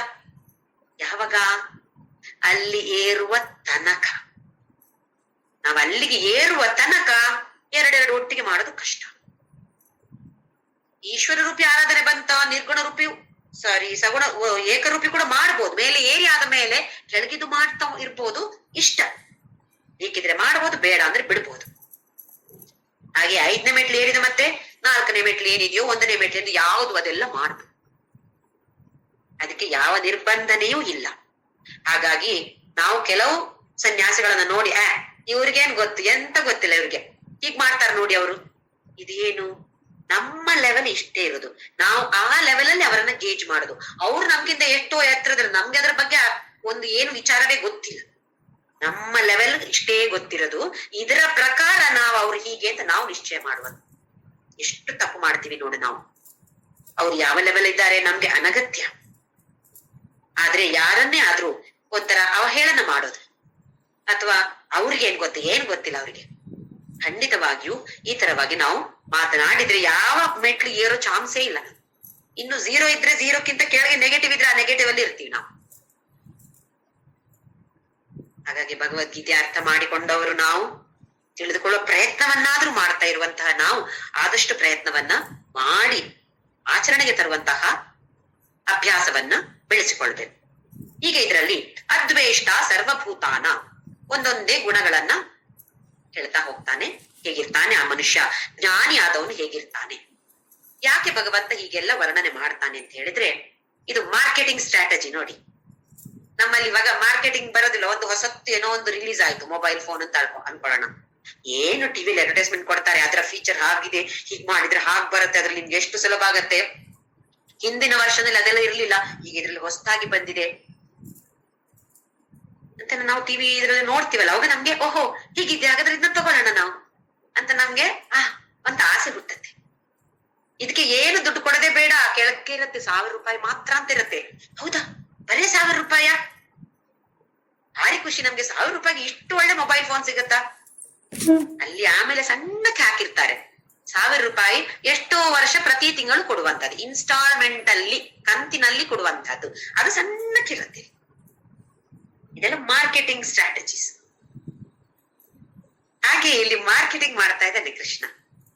ನೋಡು, ಜ್ಞಾನಿ ಆದ್ರೆ ಹೀಗೆಲ್ಲ ಇರತ್ತೆ, ಈ ತರ ಗುಣಗಳೆಲ್ಲ ಇರತ್ತೆ ಅಂತ ನಮ್ಗೆ ಓ ಹೌದಾ, ಹಾಗಾದ್ರೆ ನಾನ್ ಯಾಕೆ ಪ್ರಯತ್ನ ಮಾಡ್ಬಾರ್ದು, ಇದೆಲ್ಲ ಸಿಗತ್ತೆ ಅಂತ ಆದ್ರೆ ನಾನ್ ಯಾಕೆ ಪ್ರಯತ್ನ ಮಾಡ್ಬೋದು, ನನ್ಗೊಂದು ಆಸೆ ಹುಟ್ಟಬಹುದಲ್ಲ. ಅದಕ್ಕೋಸ್ಕರ ಕೃಷ್ಣ ಈ ತರ ಎಲ್ಲ ಹೇಳ್ತಿದ್ದಾನೆ. ಅದ್ವೇಷ್ಟ ಸರ್ವಭೂತಾನ, ಎಲ್ಲರಲ್ಲಿಯೂ ದ್ವೇಷ ಇಲ್ಲದೆ ಇರುವಂಥದ್ದು. ಯಾರು ಕೂಡ ಯಾರನ್ನು ಕಂಡ್ರು ದ್ವೇಷ ಇಲ್ಲದೆ ಇರುವಂಥದ್ದು, ಇದು ಅದ್ವೇಷ್ಟ ಸರ್ವಭೂತಾನ. ದೊಡ್ಡಗೆ ಕಿರ್ಚಾಡಿ ಮಾತಾಡ್ತಾರೆ ನೋಡಿ ಕೆಲವರು, ಒಬ್ಬ ಹೊಡೆದು ಗಲಾಟೆ ಮಾಡಿ ಮಾತಾಡೋದು. ಯಾಕೆ? ಅವರಿಗೆ ಗೊತ್ತಾಗ್ಬೇಕಲ್ಲ. ಹಾಗೆ ಮಾತಾಡಿ ಮಾತಾಡಿ ದ್ವೇಷ ಬೆಳೆಸ್ಕೊಳ್ತೀವಿ ನಾವು. ಆ ವ್ಯಕ್ತಿಯನ್ನ ಕಂಡ್ರೆ ನಮ್ಗೆ ದ್ವೇಷ. ಯಾಕೆ? ಅಷ್ಟು ಬೈದು ಬೈದು ಬೈದು ಆಮೇಲೆ ಅವ್ರು ಹೋದ್ಮೇಲೆ ಮನಸ್ಸಿನಲ್ಲಿ ಅವರ ಬಗ್ಗೆ ಆಲೋಚನೆ ಮಾಡಿ ಮಾಡಿ ಕೆಟ್ಟದಾಗಿ ಆಲೋಚನೆ ಮಾಡಿ ಅವರು ಅಂದ್ರೆ ದ್ವೇಷ. ಇಬ್ರು ಪ್ರೇಮಿಗಳಿದ್ರೆ ನೋಡಿ, ಗಮನಿಸಿ ಅವರನ್ನ. ಅಥವಾ ನೀವು ಪ್ರೇಮಿಗಳಾಗಿದ್ದಿರ್ಬೋದು ಒಂದು ಕಾಲದಲ್ಲಿ, ಅದನ್ನ ಒಂದ್ಸಲ ಸ್ಮರಣೆಗೆ ತಂದುಕೊಳ್ಳಿ. ಹುಡುಗ ಹುಡುಗಿ ಕೂತಿರ್ತಾರೆ, ಪಾರ್ಕಲ್ಲಿ ಕೂತಿರ್ತಾರೆ, ಏನು ಮಾತಾಡೋದಿಲ್ಲ, ಮದುವೆ ಆಗಿಲ್ಲ, ಪ್ರೇಮಿಗಳಷ್ಟೇ ಅವರು, ಏನು ಮಾತಾಡೋದಿಲ್ಲ, ಸುಮ್ನೆ ಕೈ ಹಿಡ್ಕೊಂಡಿರ್ಬೋದು, ಇಲ್ಲ ಒಬ್ರ ಮುಖ ಒಬ್ರು ನೋಡ್ತಾ ಕೂತಿರ್ಬೋದು. ಮಾತಾಡಿದ್ರು ಬಿಸು ಮಾತು, ಜೋರಾಗಿ ಏನ್ ಮಾತಾಡೋದಿಲ್ಲ, ಎಲ್ಲಗೆ ಮಾತಾಡ್ತಾರೆ. ಇನ್ನೊಬ್ರಿಗೆ ಹತ್ರ ಇದ್ದರೆ ಏನು ಕೇಳೋದೇ ಇಲ್ಲ, ಆದ್ರೆ ಅವ್ರಿಗೆ ಕೇಳಿಸತ್ತೆ. ಮಾತಾಡದೆ ಇದ್ರು ಕೂಡ ಒಬ್ರ ಮನಸ್ಸು ಇನ್ನೊಬ್ರ ಮನಸ್ಸಿಗೆ ಅರ್ಥ ಆಗತ್ತೆ ಅಂತ ಇದೆ. ಸರಿ, ಮುಂದೆ ಹೋಗೋಣ. ಮದುವೆ ಆಯ್ತು, ಮದುವೆ ಆಗಿ 1 ವರ್ಷ ಆಗುವಾಗ ಸ್ವರ ಸ್ವಲ್ಪ ಸ್ವಲ್ಪ ದೊಡ್ಡ ಆಗಕ್ಕೆ ಶುರು ಆಯ್ತು. ಇನ್ನು ಸ್ವಲ್ಪ ವರ್ಷ ಆದಾಗ 15-20 ವರ್ಷ ಆಯ್ತು ಅಂತ ಹೇಳಿದ್ರೆ, ಓಯ್ ಏನ್ರಿ ಈ ತರ ಮಾಡ್ತಾ ಇದ್ದೀರಿ ನೀವು ಅಲ್ವಾ? ಎಷ್ಟು ಜೋರಾಗಿ ಮಾತಾಡ್ತೀವಲ್ಲ, ಯಾಕೆ ಹೇಳಿ? ಕಿವಿ ಕೇಳಿಸ್ತಾ ಇಲ್ವಾ? 15-20 ವರ್ಷಕ್ಕೆ ಕಿವಿ ಕೇಳಿಸ್ತಾ ಇಲ್ವಾ? ಇಲ್ಲ, ಇದು ನಾನು ಓದಿಂತ ಒಂದು ಕಥೆಯನ್ನು ಹೇಳ್ತಾ ಇರೋದು ನಾನ್ ನಿಮ್ಗೆ. ಅದಕ್ಕೆ ಅದ್ರಲ್ಲಿ ಕೊಟ್ಟಿದ್ರು ಯಾಕೆ ಹೀಗಾಗತ್ತೆ ಅಂತ ಹೇಳಿದ್ರೆ, ಪ್ರೇಮಿಗಳಾಗಿದ್ದಾಗ ಹೃದಯ ಅತ್ಯಂತ ಹತ್ತಿರ ಇತ್ತಂತೆ. ಮದುವೆ ಆಗಿ ಒಬ್ಬರ ಗುಣ ಇನ್ನೊಬ್ಬರಿಗೆ ಸರಿಯಾಗಿ ತಿಳಿತೋ ಅವಾಗ ಸ್ವಲ್ಪ ಹೃದಯ ದೂರ ದೂರ ಆಗ್ಲಿಕ್ಕೆ ಶುರು ಆಯ್ತಂತೆ. ಆಗ 15-20 ವರ್ಷ ಆಗ ಗಂಡ ಮಣ್ಣು ಜಗಳ ಅಂತ ಹೇಳಿದ್ರು ಜಗಳ, ಹೆಂಡತಿ ಹೇಳಿದ್ರು ಗಂಡನಿಗೆ ಆಗೋದಿಲ್ಲ, ಗಂಡ ಹೇಳಿದ್ರು ಹೆಂಡತಿಗೆ ಆಗೋದಿಲ್ಲ ಅಂತ ಹೇಳಿದ್ರೆ ದೊಡ್ಡಕ್ಕೆ ಮಾತಾಡ್ತಾರೆ. ಆ ಸ್ವರ ದೊಡ್ಡಕ್ಕೆ ಬರುತ್ತೋ ಅವಾಗೇನು ಹೃದಯ ದೂರ ದೂರ ಆಗ್ತಾ ಇರತ್ತಂತೆ. ಇದು ಸುಮ್ನೆ ತಮಾಷೆಗೆ ಕೊಟ್ಟಿರುವಂತದ್ದು ಇರ್ಬೋದು, ಆದ್ರೂ ಕಲ್ತ್ಕೊಳ್ಳೋದು ಏನಿದೆ ಅಂತ ಹೇಳಿದ್ರೆ, ಜೋರಾಗಿ ನಾವು ಕಿರ್ಚಾಡಿ ಯಾವಾಗ ಮಾತಾಡ್ತೀವಿ ಅಂತ ಆಲೋಚನೆ ಮಾಡ್ಕೊಳ್ಳಿ. ನಮ್ಗೆ ಸಿಟ್ಟು ಬಂದಾಗ, ಯಾಕೆ ಸಿಟ್ಟು ಬರುತ್ತೆ? ಆ ವ್ಯಕ್ತಿ ಮೇಲೆ ನಮ್ಗೆ ಹೆಚ್ಚು ಪ್ರೀತಿ ಕಡಿಮೆ ಆಗ್ತಾ ಹೋಗತ್ತೆ, ಆಗ ನಮ್ಗೆ ಜಾಸ್ತಿ ಸಿಟ್ಟು ಬರೋದು. ಪ್ರೀತಿ ಇದ್ದಾಗ, ಪ್ರೀತಿ ಇದ್ರಲ್ಲಿ ದ್ವೇಷ ಇಲ್ಲ, ಸಿಟ್ಟು ಬರ್ಬೋದು, ಮಕ್ಕಳ ಮೇಲೆ ಸಿಟ್ಟು ಬರತ್ತೆ. ಆದ್ರೆ ಮಕ್ಕಳನ್ನ ಯಾವತ್ತಾದ್ರೂ ದ್ವೇಷ ಮಾಡ್ತೀವ ನಾವು? ನಮ್ಮ ಮಕ್ಕಳಿಗೆ ಏನಾದ್ರು ತಪ್ಪು ಮಾಡಿದ್ರೆ ಹೇಳ್ತೀವಿ, ಒಂದ್ಸಲ ಸಿಟ್ಟು ಬರತ್ತೆ ನಮ್ಗೆ. ಆದ್ರೆ ಅದೇ ಸಿಟ್ಟನ್ನ ಮನಸ್ಸಲ್ಲಿ ಇಟ್ಟುಕೊಂಡು ದ್ವೇಷ ಮಾಡ್ತೀವ ನಾವು ನಮ್ಮ ಮಕ್ಕಳನ್ನ? ಇಲ್ವಲ್ಲ. ಯಾಕೆ? ಹೃದಯ ಹತ್ತಿರವಾಗಿದೆ. ಯಾವಾಗ ಹೃದಯ ದೂರ ಆಯ್ತೋ ಅವಾಗ ಸಿಟ್ಟು ಮತ್ತೆ ಮತ್ತೆ ಆ ಮನುಷ್ಯ ಮೇಲೆ ಸಿಟ್ಟು ಬರುತ್ತೆ, ಮತ್ತೆ ಅದು ದ್ವೇಷ ಆಗಿ ಮಾರ್ಪಾಡುಗೊಳ್ಳುತ್ತೆ. ಹಾಗಾಗಿ ಈ ಜ್ಞಾನಿಗೆ ಹೇಗೆ ಅಂತ ಹೇಳಿದ್ರೆ ಅದ್ವೇಷ್ಟ ಸರ್ವಭೂತಾನ, ಆಮೇಲೆ ಮೈತ್ರಃ, ಎಲ್ಲರ ಹತ್ರ ಸ್ನೇಹಿತನಾಗಿರ್ತಾನೆ. ಎಲ್ಲರನ್ನು ಕಂಡ್ರು ನಗು ಮುಖ ಇರುತ್ತೆ. ಕೆಲವರ ಮುಖ ನೋಡಿ ಸುಂಡರಿಸಿಕೊಂಡಿರ್ತಾರೆ, ಯಾವತ್ತು ನೋಡಿದ್ರೆ ಅವರನ್ನು ಹತ್ರ ಹೋಗ್ಬೇಕು ಅಂತ ಅನ್ಸೋದಿಲ್ಲ. ಹಾಗಲ್ಲ. ಮೈತ್ರಃ, ಕರುಣ. ಕರುಣ ಅಂತ ಹೇಳಿದ್ರೆ ದಯೆ ತೋರಿಸುವಂತಹದ್ದು. ಇನ್ನೊಬ್ಬರಿಗೆ ಕಷ್ಟ ಬಂದಾಗ ಒಳ್ಳೆದಾಯ್ತು ಹಾಗೆ ಆಗ್ಲಿ ಅವರಿಗೆ ಹೇಳೋದಲ್ಲ. ನಾನು ಅದೇ ಪರಿಸ್ಥಿತಿ ನನಗೆ ಬಂದಿದ್ರೆ ಏನಾಗ್ತಿತ್ತು, ಎಷ್ಟು ದುಃಖ ಆಗ್ತಿತ್ತು ನನ್ಗೆ, ಹಾಗೆ ತಾನೇ ಅವರಿಗೆ ಕೂಡ ಅಂತ ಹೇಳುವ ಒಂದು ವಿಚಾರ ಮಾಡಿದ್ರೆ ಇನ್ನೊಬ್ಬರ ಮೇಲೆ ನಮ್ಗೆ ಖಂಡಿತವಾಗಿಯೂ ಕರುಣ ಬರುತ್ತೆ ಅಥವಾ ದಯೆ ಬರುತ್ತೆ. ನಿರ್ಮಮ. ಮಮ ಅಂತ ಹೇಳಿದ್ರೆ ನಾನು, ನಾನು ನನಗೇಂತ ಇರೋದೊಂದು ಯಾವತ್ತು ಕೂಡ ಮಮ ಅಂತ ಇದ್ದೇ ಇರುತ್ತೆ. ಎಲ್ಲದಕ್ಕೂ ನಾನು ಅಲ್ವಾ. ನನಗೆ ಎಲ್ರು ಗೌರವ ಜಾಸ್ತಿ, ಅವ್ರಿಗಿಂತ ಮೊದಲು ನಂಗೆ ತಾಂಬೂಲ ಕೊಡ್ಬೇಕು, ಅವ್ರಿಗೆ ಆಮೇಲೆ ನಾನೆಲ್ಲ ಜಾಸ್ತಿ ಇಂಪಾರ್ಟೆಂಟ್ ಇಲ್ಲಿ. ಈ ತರದ ನಿರ್ಮಮ. ನಿರಹಂಕಾರ. ಅಹಂಕಾರ ಇಲ್ಲದೆ ಇರುವಂತಹದ್ದು. ಅಹಂ ಅಂತ ಹೇಳೋದು ಇಲ್ಲದೆ ಇರುವಂತಹದ್ದು ನಿರಹಂಕಾರ. ಅಹಂಕಾರ, ಮಮಕಾರ. ಅಹಂಕಾರ ಅಂತ ಹೇಳಿದ್ರೆ ನಾನು ಅಂತ ಹೇಳುವಂಥದ್ದು, ಮಮಕಾರ ನಿರ್ಮಮ, ಮಮಕಾರ ಅಂತ ಹೇಳುವಂಥದ್ದು ನನ್ನದು, ನಾನು ನನ್ನದು, ಮೀ ಅಂಡ್ ಮೈನ್ ಅಂತ ಹೇಳಿದ್ವಿ. ಇದು ನನ್ನದು, ಇದು ನನ್ನದಲ್ಲ. ನನ್ನದಾದ್ರೆ ಅಲ್ಲಿ ರಾಗ, ನನ್ನದಲ್ವೋ ಅಲ್ಲಿ ದ್ವೇಷ. ಇದು ಮಮಕಾರ ಅಂತ ಹೇಳ್ತೇವೆ. ನಿರಹಂಕಾರ, ಅಹಂಕಾರ ಇಲ್ಲದೆ ಇರುವಂತದ್ದು. ಸಮ ದುಃಖ ಸುಖ ಕ್ಷಮಿ. ಸಮ ದುಃಖ ಸುಖ, ಸಮಾನವಾಗಿದ್ದೀಯಾ.